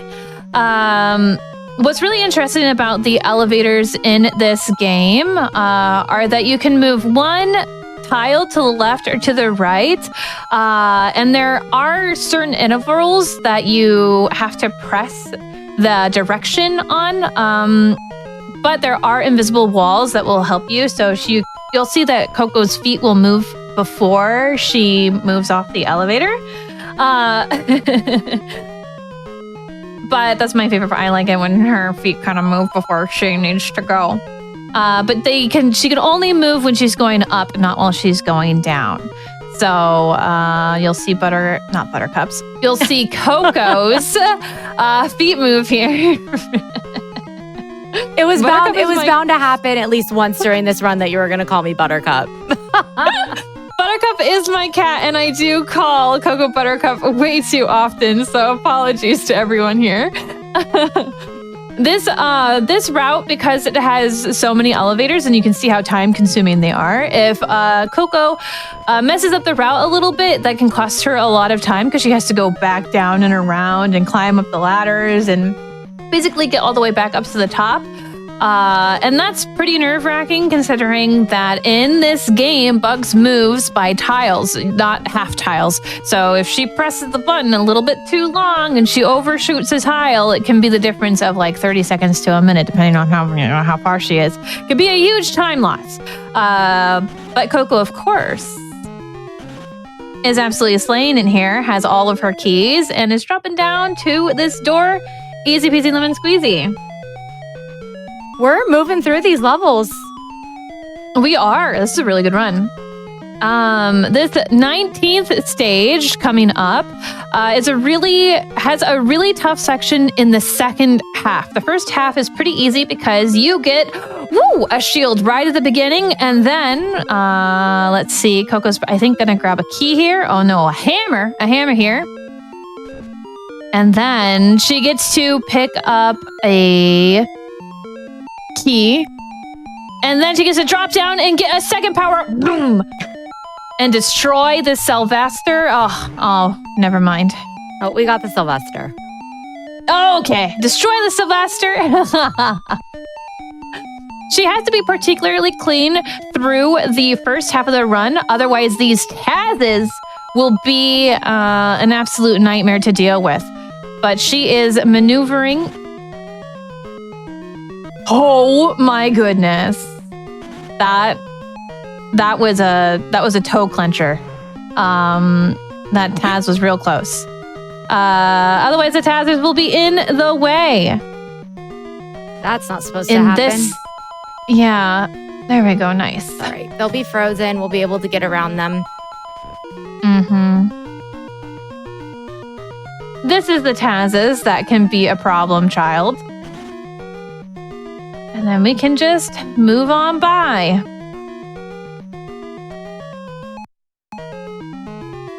Easy peasy. Lemon squeezy. This is the, we're gonna warp on here. Gonna get our final 2 keys. Use that tightrope to land on that platform there.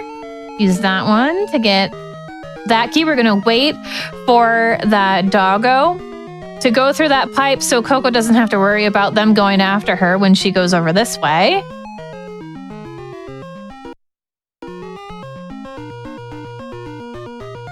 That is not supposed to happen. I mean, would it be a GDQ run if this game surprises me every time I run it. Every single time there's something I'm like, that's not supposed to happen, or I've never seen that before. This is another stage. You'll hear me say this a lot because this game is very particular. If the movement's not perfect, everything gets messed up. We were having some trouble earlier where Coco's gotten better at the game, and so she's moving faster. And so some of the movement that she's expecting is a little bit different. We had to come up with some new tech. While we were practicing today. Yeah.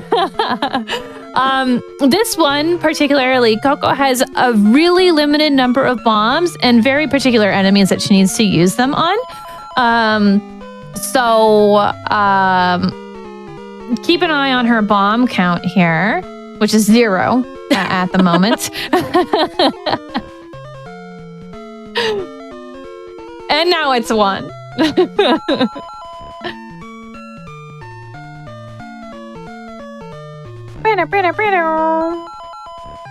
So this is a really interesting part where I had to actually ask Coco here. It's faster for her to plop down here and go up and around this block than actually finding the hammer and killing the block. It's kind of funny how you kind of do this around movement. just because the hammer might be too far out of the way.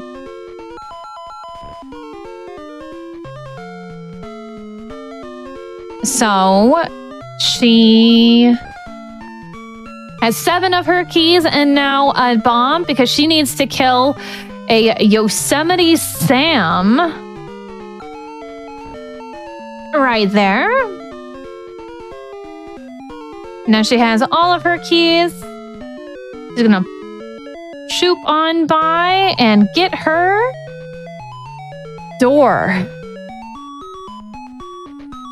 All right, this next level has a lot of time, so I'm gonna be whipping out some of my fun facts.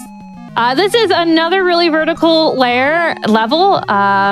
You're gonna see Coco's legs moving and lots of flying here because it's super vertical and she has to pick up the hammer, the pickaxe, 5 keys, and an arrow before she gets to leave this section of the level. So she's gonna be going in and out of doors, picking up all these things.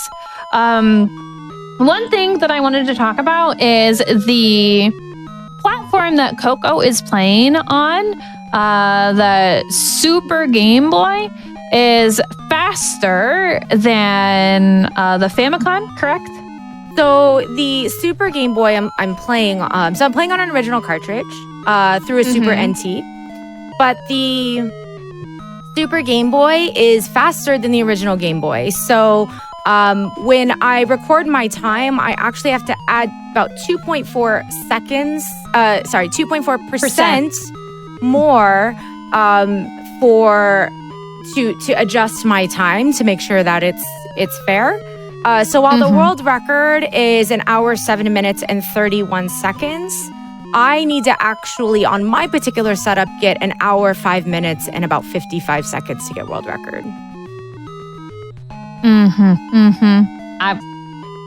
I went ahead and made Coco do it while she's doing while she's doing the run. But Coco is getting pretty dang close. She officially has her sum of best far below that 1 hour, 55 minutes in about 55 seconds. So we'll see how this run ends up today. I don't know. It's looking pretty good. My PB is without being adjusted is 1 hour, 8 minutes, and 21 seconds. So that's what we're shooting for today. I did well. Coco has gotten all of her items. She's gotten her pickaxe, her hammer, her 5 keys, and now we're gonna see the hard part of the level, which she gets to just scoot on by because she gets a shield here. I like the little handholds. The animation is fun. She's gonna drop down, and you're gonna see her shoot that Daffy Duck from a distance and pop back up and get her key. And that's because she's gonna have to drop back down, and she doesn't want to have to worry about him later.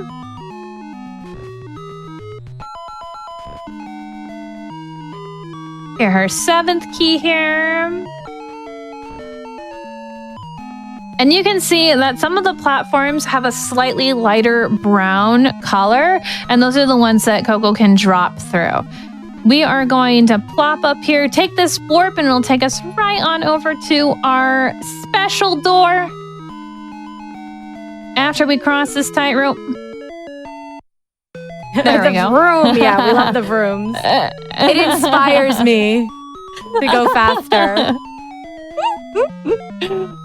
If I say it loud enough, bugs will actually move faster. That's something to note. After I talk about what's actually interesting about this level. This is a notably interesting level because some of the enemies that are kind of high RNG, that their patterns can be a little bit irregular, are a little bit more regular than expected. Come on, Sam. What a... All right. Nice. Okay. This way, this way. There we go. That was the new tech that we... because that mouse it kept wanting to go right down those handholds, and Coco didn't have any weapons at that point that she could fight that mouse with. So it was a little bit of a run killer. So Coco figured that out while I sat and ate food. Here's really interesting. Coco's going to destroy those 2 vertical blocks so that she can bait this mouse over here into dropping down through that droppable floor. And she's going to pop up here, get a key, and then drop back down and grab that lightning bolt and give them what for. So she doesn't have to worry about that mouse later when she goes back up there. Oh, so tasty. Oh, so nice. The mouse's name is Merlin. Not sure why. But yes, the mouse's name is Merlin. We don't like the mouse. We think he's a little too smug with his top hat. Mm-hmm. So Coco's gonna plop up here. I believe she's gonna destroy this Yosemite Sam with a bomb. And then we're gonna see the most interesting enemy here. So this one can kind of turn around. But here, because normally Coco wouldn't have any weapons at this point, I'm not sure why you have an extra bomb. No, I need to keep the bomb. Oh, you need to keep the bomb. Come on. Oh my God, Sam, please. Oh my God, thank you. Oh my goodness. So she needs the bomb for later in the run. And so it seems like the devs knew what was going on. And we're like, you know what? We'll have this critter just walk all the way over to the edge instead of turn around. Yeah, Sam wanted to just chill right on top of those stairs. But Yosemite Sam does feel a little more scripted in this level, just because the fact that he travels so far on that platform before turning around is very unusual movement for other levels. So.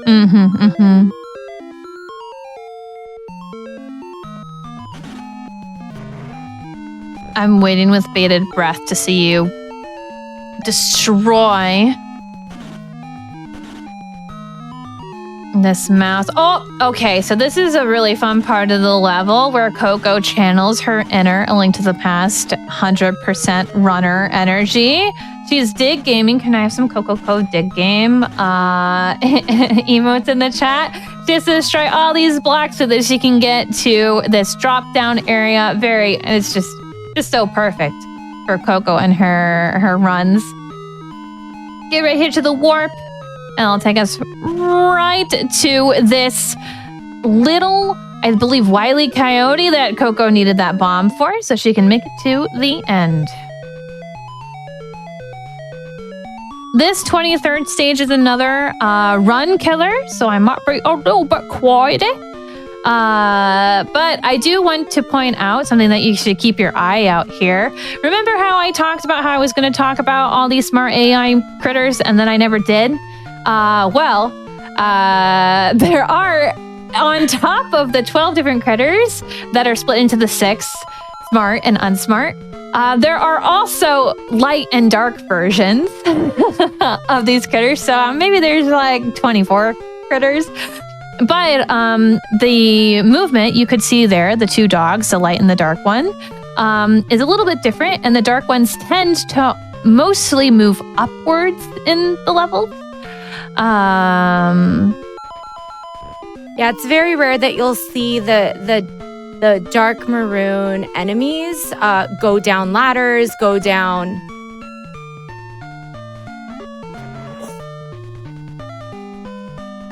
Got really lucky there. Oh, nice.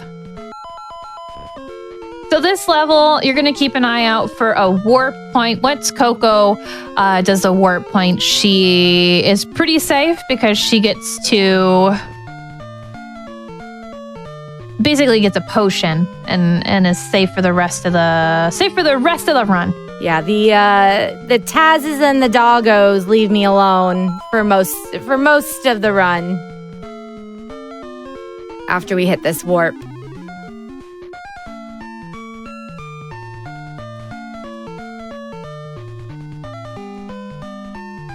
Can we have some hype in the chat for one, Nichole for inviting Coco onto this show, and also Coco for this amazing run.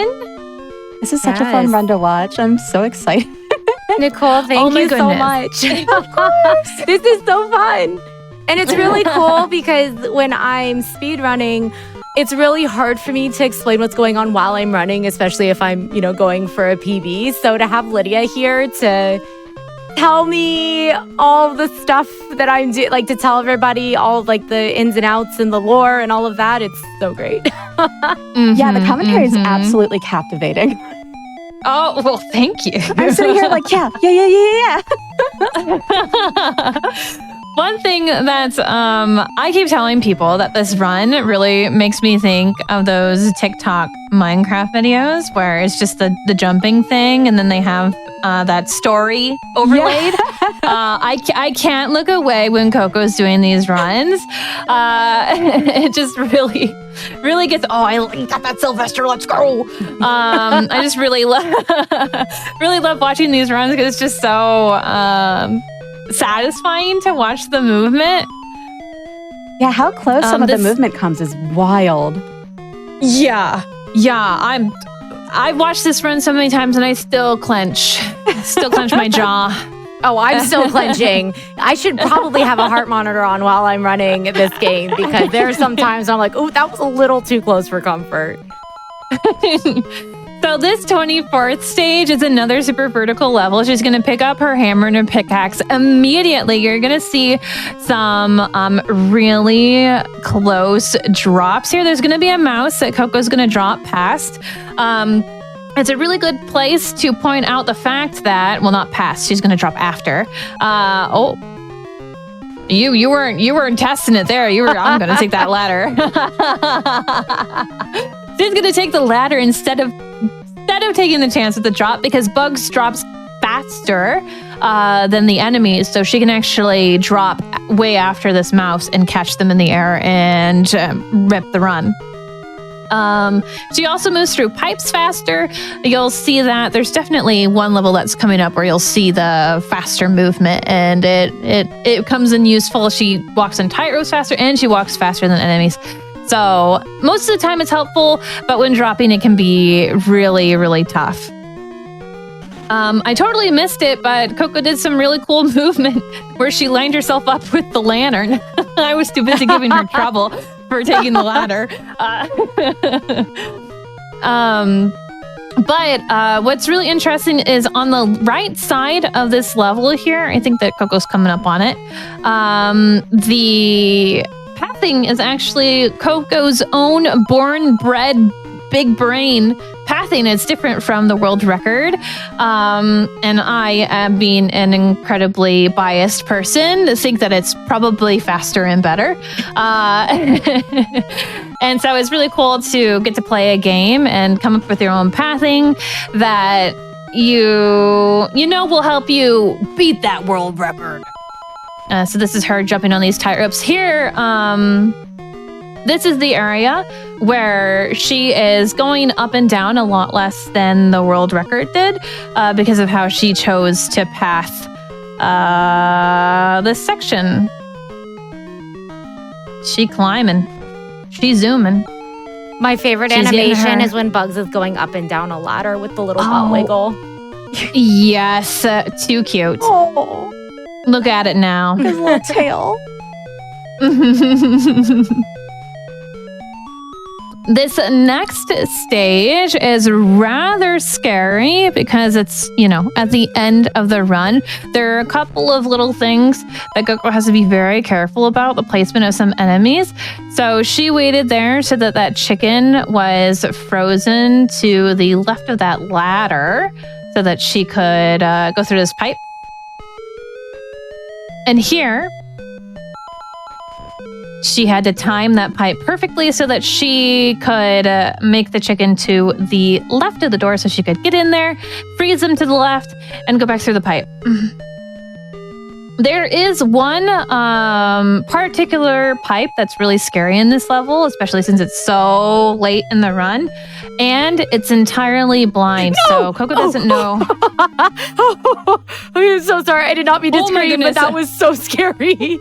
Oh, I absolutely agree. Oh my goodness.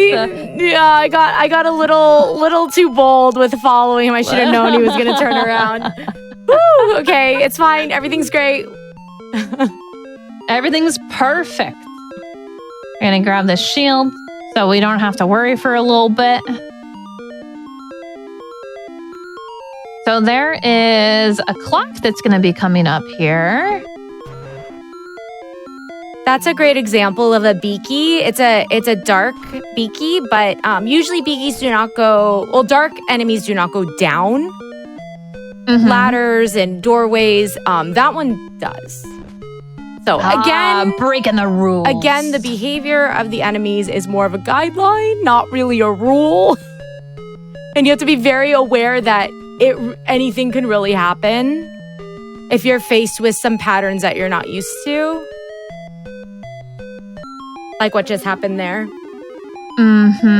So here, Coco basically just needed that chicken to not be on that warp so that we could destroy, because she's going to have to come back down here and she doesn't want to have to worry about that chicken.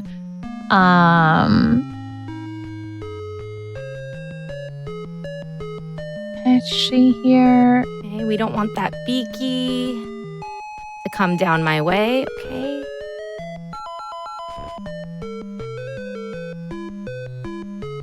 This is a long level. This is a very long level, and the most dangerous part is at the very, very end with a blind pipe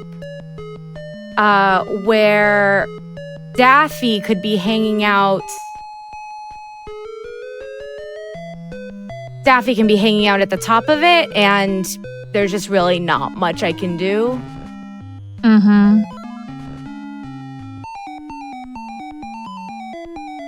All right, we got a nice little potion here.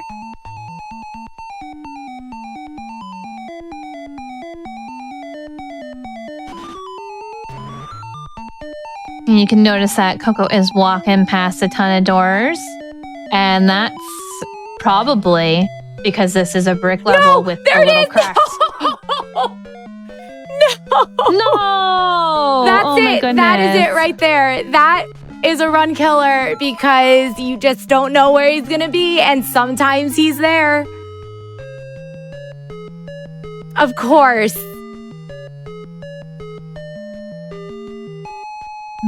And this level is so long, so if that happens, it's pretty much a rip run.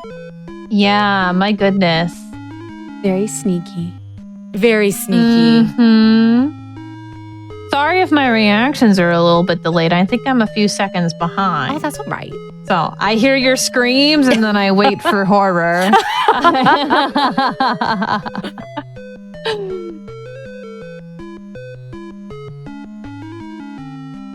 Daffy's usually pretty easy to go up against in this game. That is the one Daffy that will ruin literally everything.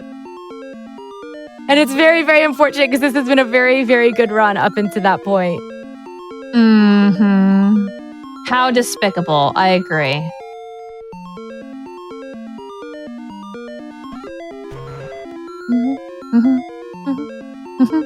We are coming up on, yeah, it's so deep in the run, 25th stage out of 28.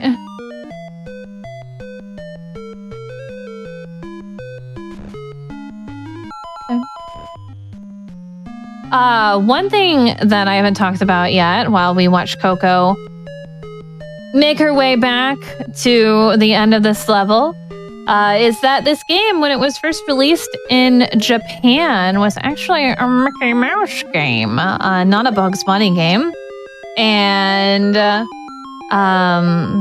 nice, we're gonna destroy this chicken again.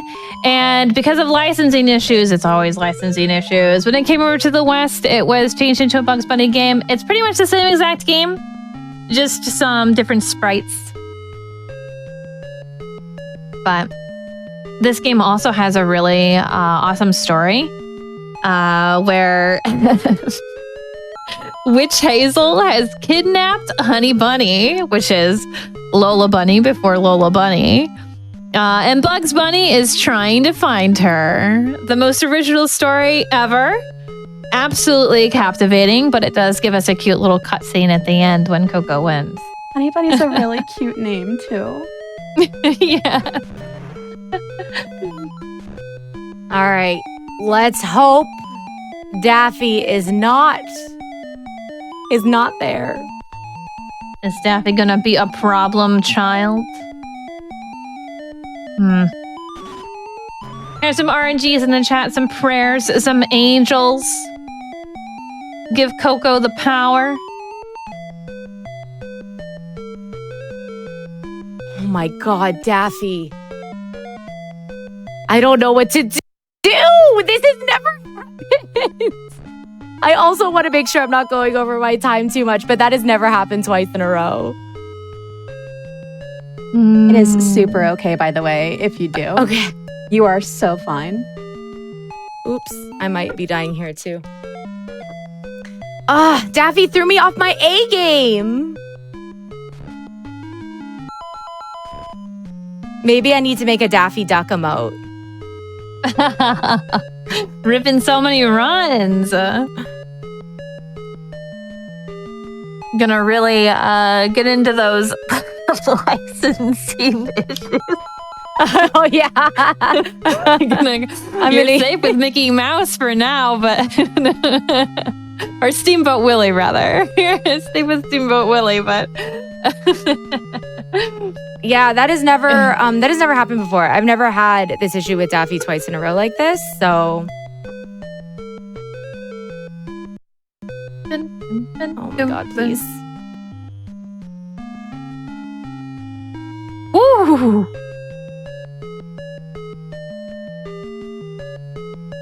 And it just sucks because at the very end, it's the very, very end of the level, so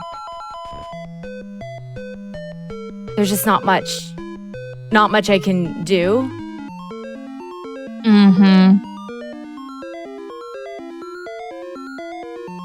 Honestly, I'll take this over Dig Game.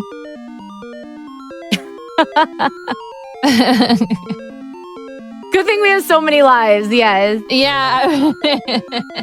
True.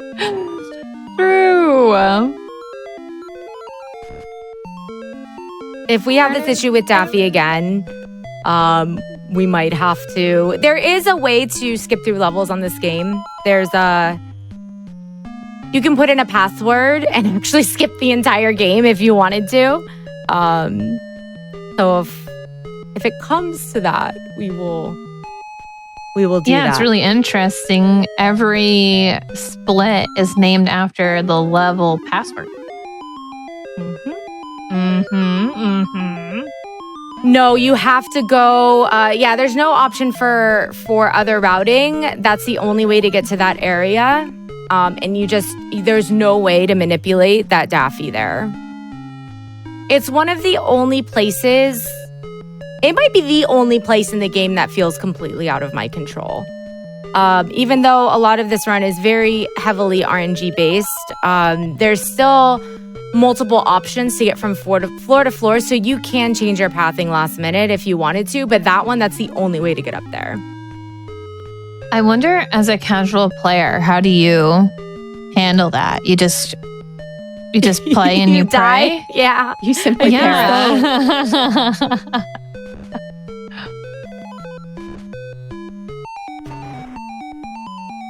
Let Daffy turn her around. He knows you're coming for him.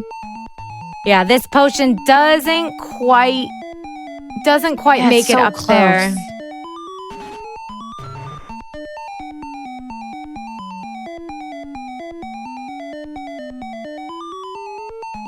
All All right, should we wait? Should we wait extra? Oh my God, Daffy, no. Oh my God, please. Okay, we did. Oh, okay, now. Nice. You don't need the arrow for later, right? No, I don't need that arrow. That arrow is extra. Okay. It's actually an extra for a Daffy down on the bottom floor where I get the potion, just in case the Daffy's not where he's supposed to be. So yeah.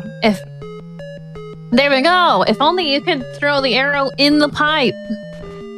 Up.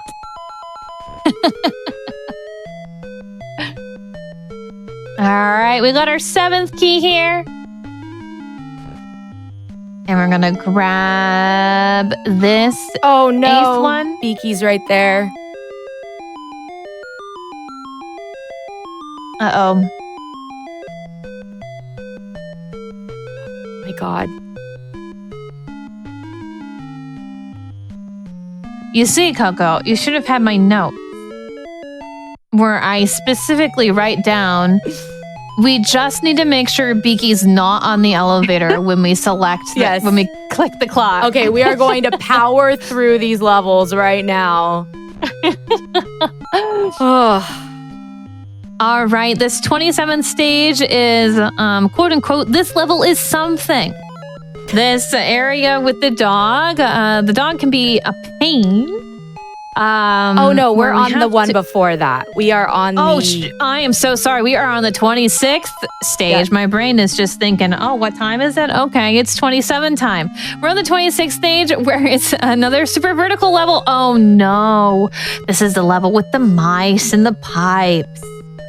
So this is where you can see that Coco's really, really fast in the pipes compared to the mouse. And it's a pretty safe level, except for the fact that sometimes the mice like to climb through those pipes and sit at the top and do a little murder. A little murder. A little murder. This is one of those levels that could go super, super smoothly or go really terribly. There's no real in between. Just because, again, a lot of blind pipes. If you want to stay safe, you can wait to go through them until you see like the little bulge of the enemy go down through, and you can go. You can go up against because you're. Oh,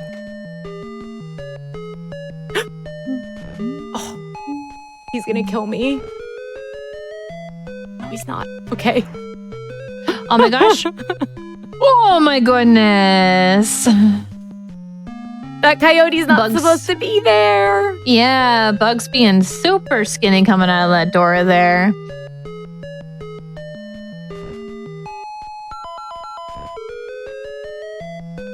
So, is this our last scary pipe here? We have some scary pipes at the very, very end to get to the very last door.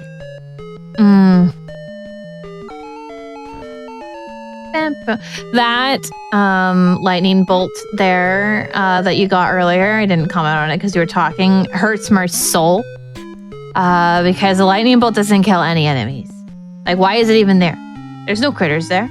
Why give us a lightning bolt for the sole purpose of...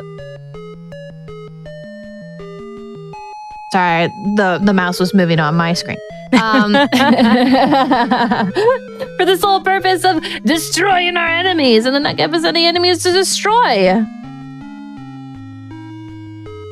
Cruel. All right, are we good now? We're good. This is our final one. Okay, nice.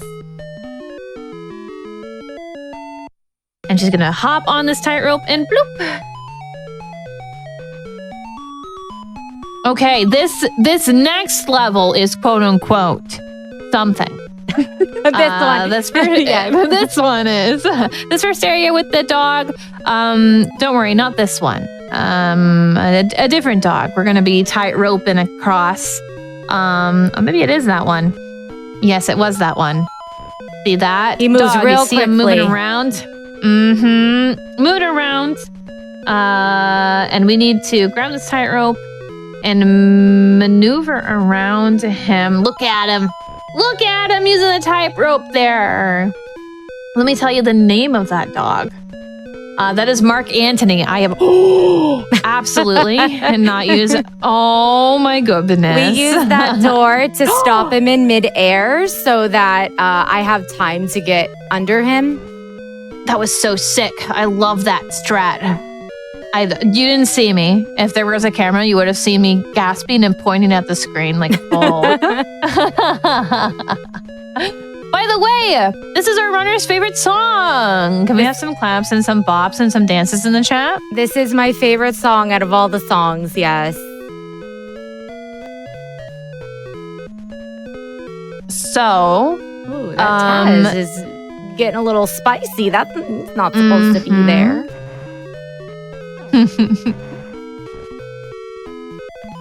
Oh, that was a cool arrow off screen. We've got a shield going up the doorways. There is a tube at the very end of this run that we gotta wait a little bit, otherwise we'll hit a critter that's gonna be tubing down. On its way to tube down, rather. So Coco's gonna... This is a long level too. We only have 5 keys. The first half of the levels only take about 20 minutes of the run. Mm-hmm. So even though we're halfway through the levels, we're definitely not halfway through the time. So we've got, this is a cute little elevator thing. We're just going to basically drop down and stay to the right here. All the keys are on the right-hand doors. Bloop, bloop. And there's another key here. Bloop. We need all of those Tazes to go up.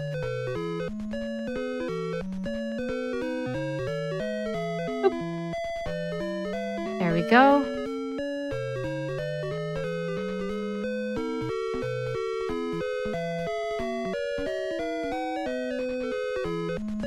Oh my gosh, yes. Why didn't they call them Bark That would have been Anthony? so good. Oh yeah, my goodness. That was close, but they were coming after me. They were going to fall on top of my head if I didn't go. And there's this warp point. This will take us all the way back up to that cute little warp point that's going to go down these stairs and over to the left to this doorway. And we are now on the final level. I said earlier that the one with the keys is my favorite, second favorite level. This one's my favorite. We don't get to see it on every single run, but it is my fave. There's a really cool trick that Coco gets to do in this level. This is the one that Coco alluded to me talking about earlier. I like that we are climbing up this wall and we are basically freezing this Taz pretty much the entire way. He has no power here. We have the power. Look at that long pipe here. That's a pipe that we're going to want to be taking later. And you're going to see... Ooh.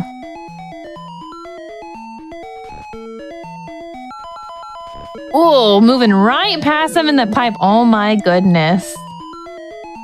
The freezing from the doors and the moving through the pipe. See that Sylvester? That Sylvester's in our way. We need to go through that pipe. So what are we going to do about that Sylvester? Everybody say it in the chat with me. You all know it. We're going to murder him. Murder.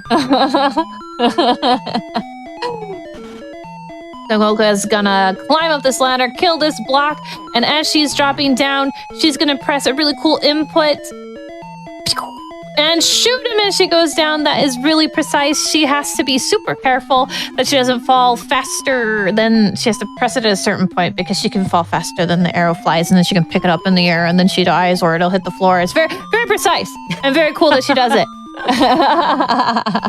And that's a very cool trick of the run. We're grabbing our 7th key here, and you think, oh my goodness, we have 7 keys? This level must be almost done. No, the best part hasn't even happened yet. Come on, Sylvester. Coco is trying to bait the Sylvester to the right so that she can destroy them with this treasure chest. This Tweety needs to go to the left so that Coco can destroy them with the... Come on, Tweety. Treasure chest.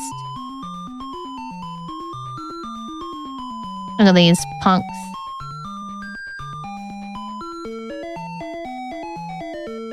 I need you to keep going, please. There we go. Okay. Nice. Okay. see, wasn't that Tweety annoying? Tweet. Then you'll see Coco is going to use some arrows here to shoot that Tweety bird off screen, I think. Yep. I'm a little second behind. Nice. Okay. She, I believe, is going to be like 1 arrow short of what she really wants. Yep, I'm going to be 1 arrow short. So we're going to be a little careful here, but this is the best part. We get to kill all the Tweeties in a row. Oh, so good. Least favorite critter. We get to kill so many of them. Amazing. Up we go on this. This is where we're going to have to take, after we make our way up here, a couple of risks.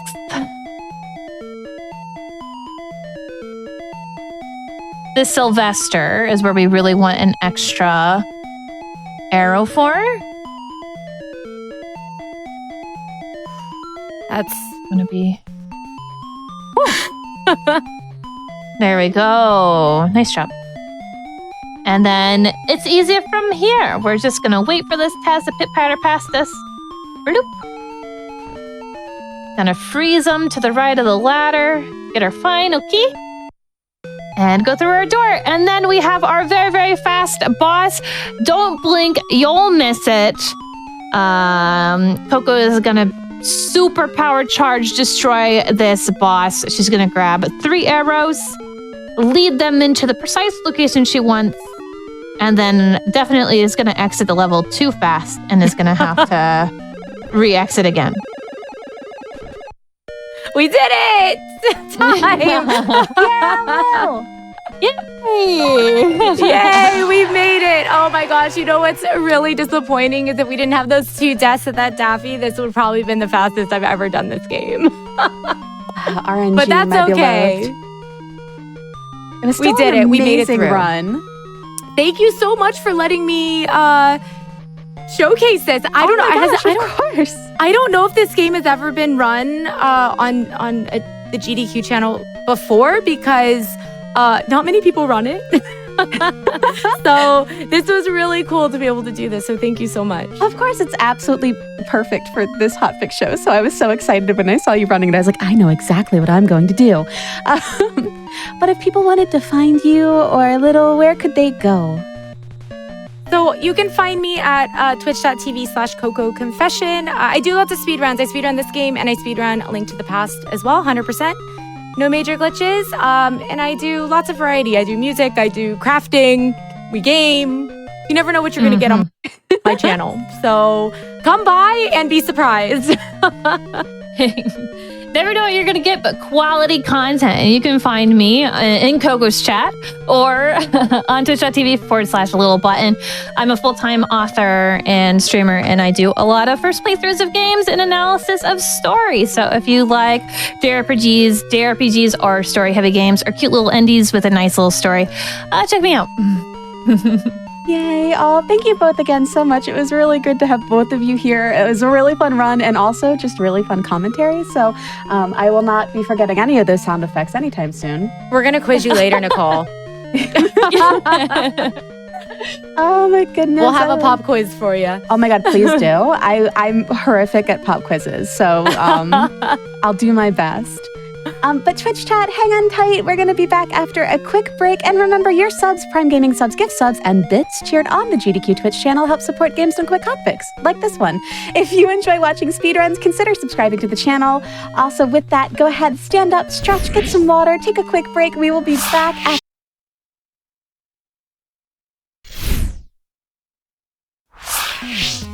Welcome back to As Seen on TV. I'm Nichole Goodnight. I hope you had a nice quick little break.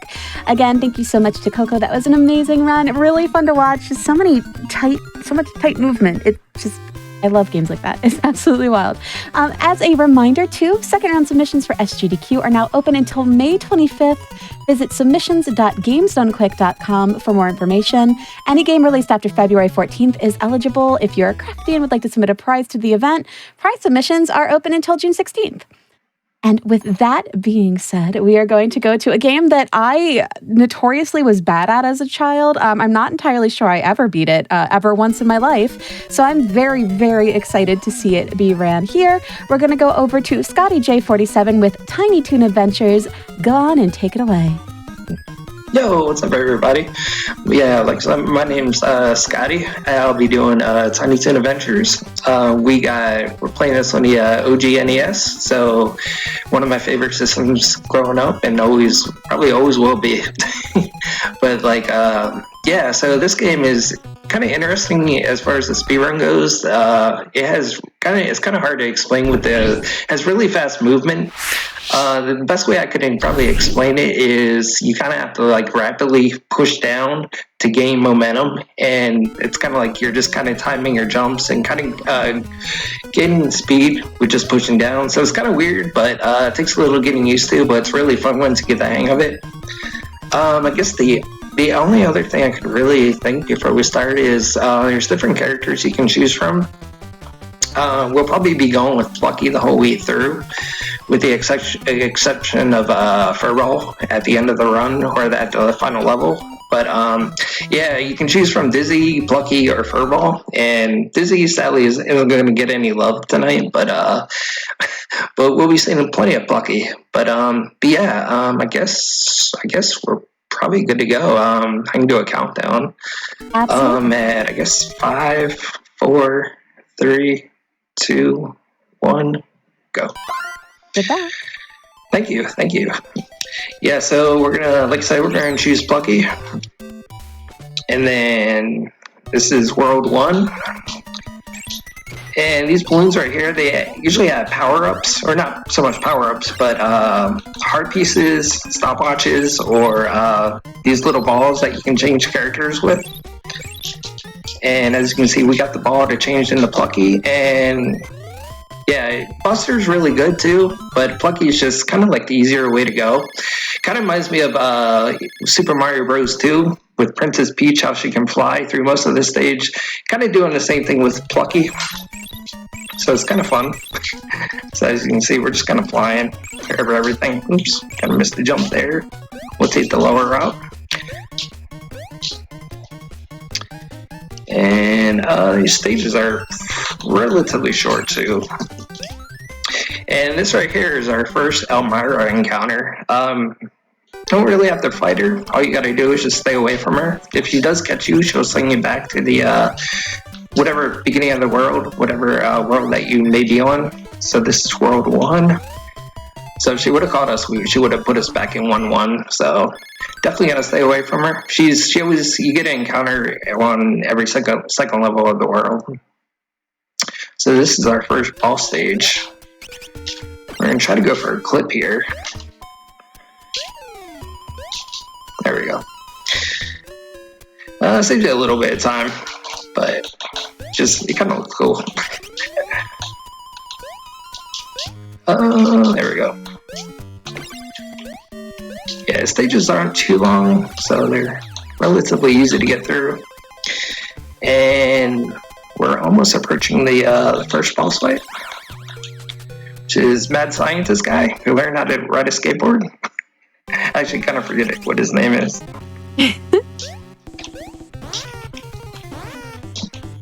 Kind of make short work with him. There we go. And yeah, so after every boss fight, you usually collect a key, and those keys are actually used for the final level. I guess I should have said there's 6 worlds as well. The first 4 worlds actually have 3 levels in them, where worlds 5 and 6 only have 1. And this is World 2. It's kind of like, I guess, a water theme world, I guess. Going back to our boy Plucky. Just because he's so good. You also see carrots. Carrots kind of act as, if you get 30 carrots, you get extra lives. As well as if you end the world with a multiple of 11 carrots, you can actually trigger a bonus stage, which we're hoping we're not going to get. because that just eats away time. But it's kind of like a Star Wars themed bonus game. It's kind of like just used for extra lives if you need them. But yeah, Plucky is the best swimmer as well. Not only can he fly, but he swims the best. Furball is used pretty much to climb on walls and stuff, and then Dizzy has the power up of Tornado Spin, which is pretty good against enemies. You can also bust blocks to get through to certain other parts of the stage as well, if needed.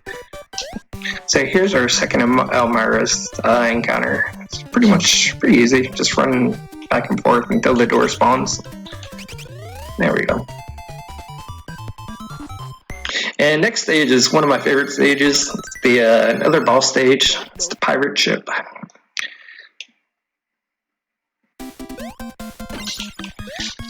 Timer jumps right. Oh, missed the jump. Get up there. Oh, kind of got stuck there. There we go. Okay.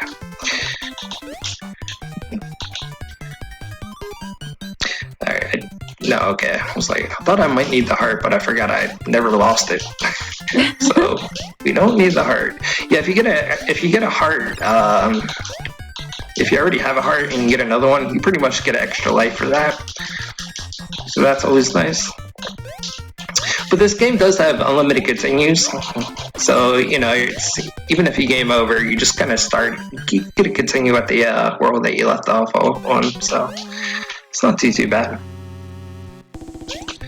And this guy, I have no idea what this guy's name is. It's just a pirate boss, I guess. Yeah, I don't know. It's been so long since I've seen the cartoon. So I don't remember the names from too many of these characters, but I do know the main characters: Plucky, Buster, Dizzy, and Furball. The ones that we're using, pretty much, so. I super don't remember the pirate at all. Yeah, I remember the fight from the game. Yeah, exactly. So yeah, we are on World 3, and once again, Plucky is our guy. And I don't really know what the theme of this world is. It's a bunch of trees. Call it Tree World, I guess. Oops, I actually jumped from here. Missed my jump. That's okay. I'm gonna actually jump from this one.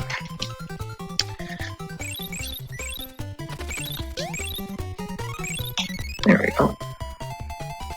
The next stage is kind of another one of my favorites too. I like the music in the next stage. You don't really get to hear too much of it, but this stage is kind of fun too. Just kind of fly over everything.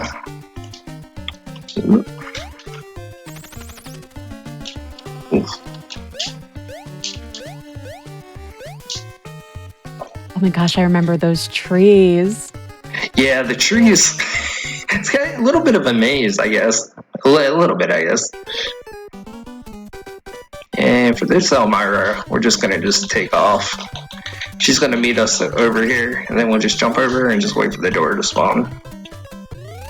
So it's Elmira encounters aren't really too bad.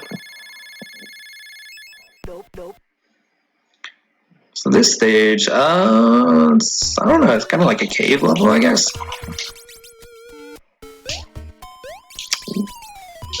Oh, I'll start. Alright, I'll play a little safe there. Oh, we took a death. Okay, that's fine. We gotta have one somewhere. As a reminder to the chat, this game is hard. Like, this game is tough. There we go. Couldn't get the momentum the first time. We got it there. This stage is probably a lot quicker with Furball as well. On the next screen, you can actually go on the upper route, where Plucky, I can't do that since he can't climb walls. But so we're gonna probably be forced to take the lower route, but it kind of all balances out though.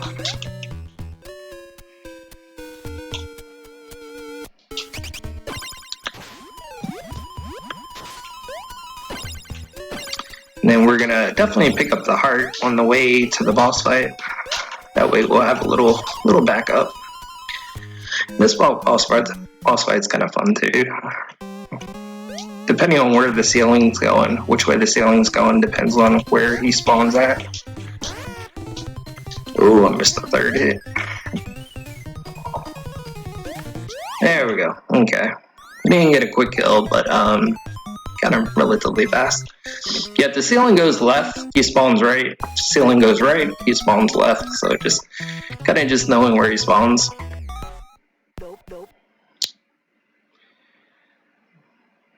Oh, we got the bonus stage. Alright, I'm gonna actually take a quick death here. But at least I get to show it off. Yeah, if you defeat Duck Vader, you get I think it's 3 extra lives. But I left the stage with 11 or multiple character count of multiple beloved. Yeah, I had 55. So yeah, if you have a multiple count of beloved, you spawn the bonus stage, which I wasn't paying attention to my character count. But at least we got to see the bonus game.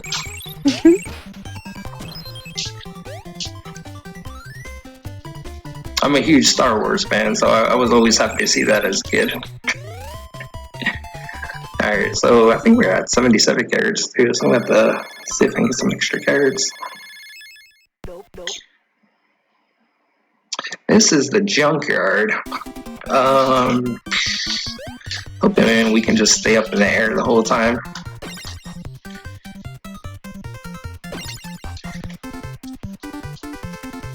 Oh, yeah, got me. That's okay.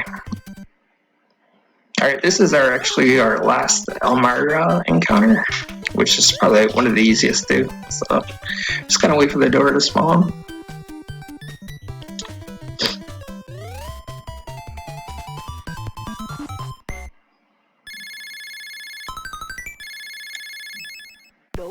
I may take a death in the next stage.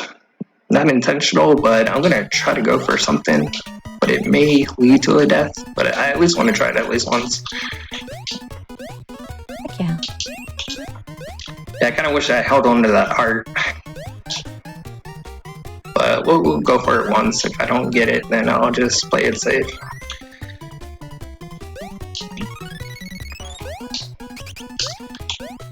Try to hop up here. Okay, we got it. Sometimes that bird hits me. I'm not... But at least we got it. Yeah, this is probably like my least favorite level. But yeah, it's not too long, which is nice. And then we get the fourth boss, which is Donkey Kong. I don't know if it actually is Donkey Kong, but... Legally distinct Donkey Kong. Yeah, exactly.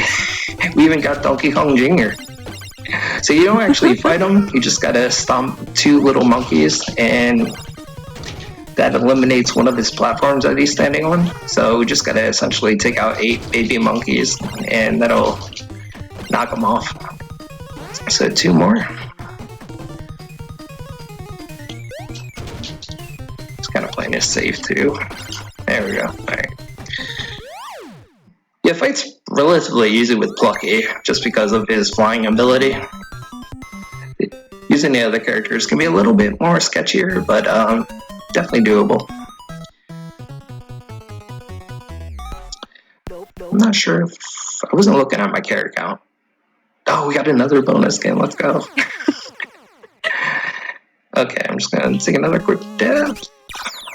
It's fine. Got plenty of lives, that's for sure. Alright, World 5. World 5 is actually probably my favorite level of the game.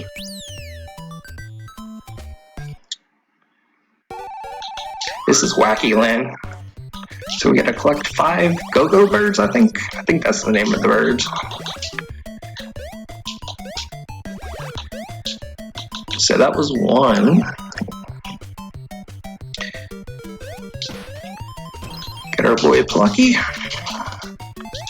And 2.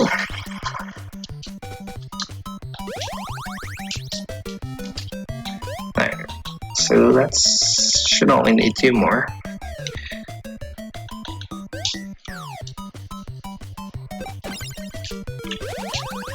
Oh, get momentum. There we go. Yeah, the momentum's a lot of fun. Okay, that's pretty much World 5. There's no boss or anything. It's just pretty much collecting the birds, and he gives us the key. And then we're actually on the final stage, which is the keys are used for the locked doors in the mansion. So there's 5 locked doors, but since we have 5 keys, we're pretty much good to go. And we're actually going to be switching to Furball as well. You can make it through the mansion a little bit quicker than Plucky can. Okay.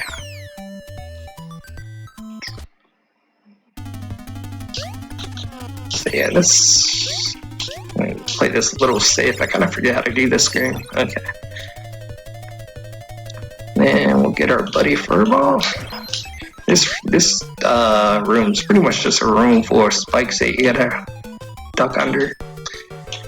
Spikes are instant death.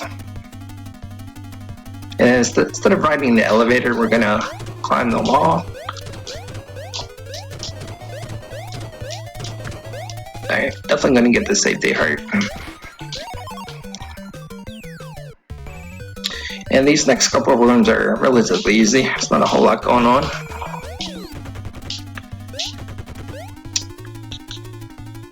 And this room's kind of good for Furball as well, since he can climb. Doesn't really have to wait. Sure when I played this as a kid, I only played Furball because he was cat. Oh, really? Yeah, I love cats. Cats are like... I'm pretty sure I was like, cat, this is it. Exactly. So this is the final fight, Montana Max. It takes 3 hits. After the 3rd hit, it'll be time. So hopefully we can get him all in one go. Oh, that's time. Okay, that was a little sketchy at the end, but got him though. Very nice. But yeah. So that's Tiny Toon Adventures. Definitely a fun game. It's really probably one of my favorite speed games. I actually want to go back to it eventually. It's a lot of fun. Yeah, but yeah, if it's a game that you'd be interested in, I'm not sure if it has a Discord or not. I'm actually not sure. I've never actually looked into it, but yeah, if you have any questions or anything, feel free to hit me up on Twitch. I would be happy to try to explain as much as I can.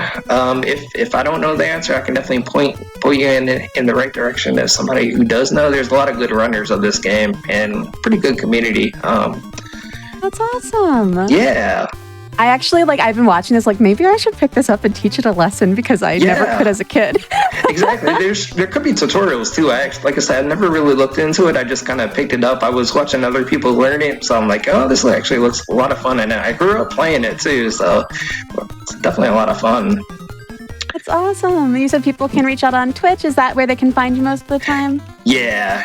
I'm not much of social media. I'm not a big social media person, so I would say Twitch. Yeah, definitely, for sure. Perfect. Do you have any other shout-outs or anything you want to plug? I guess, yeah, I heard shout-outs to the retro community. A lot of good people, got a lot of good friends there. Shout out to the tech crew because I was having some tech issues, so definitely appreciate their help. And yeah, thank you, Nichole, for the invite. I definitely appreciate it. And yeah, good luck to all the other runners. And yeah, thanks for having me. I hope you guys all have a good night too. Thank you, you too. All right, chat, that was the end of tonight's show, but never fear, there is more coming up. You should stay tuned for Express Lane, which will be coming up after the break. Thank you again. I will, of course, be seeing you in a couple weeks for some more As Seen on TV, but sit back, relax, enjoy some more speedruns tonight. Thank you so much for being here, and I hope to see you soon. Goodbye.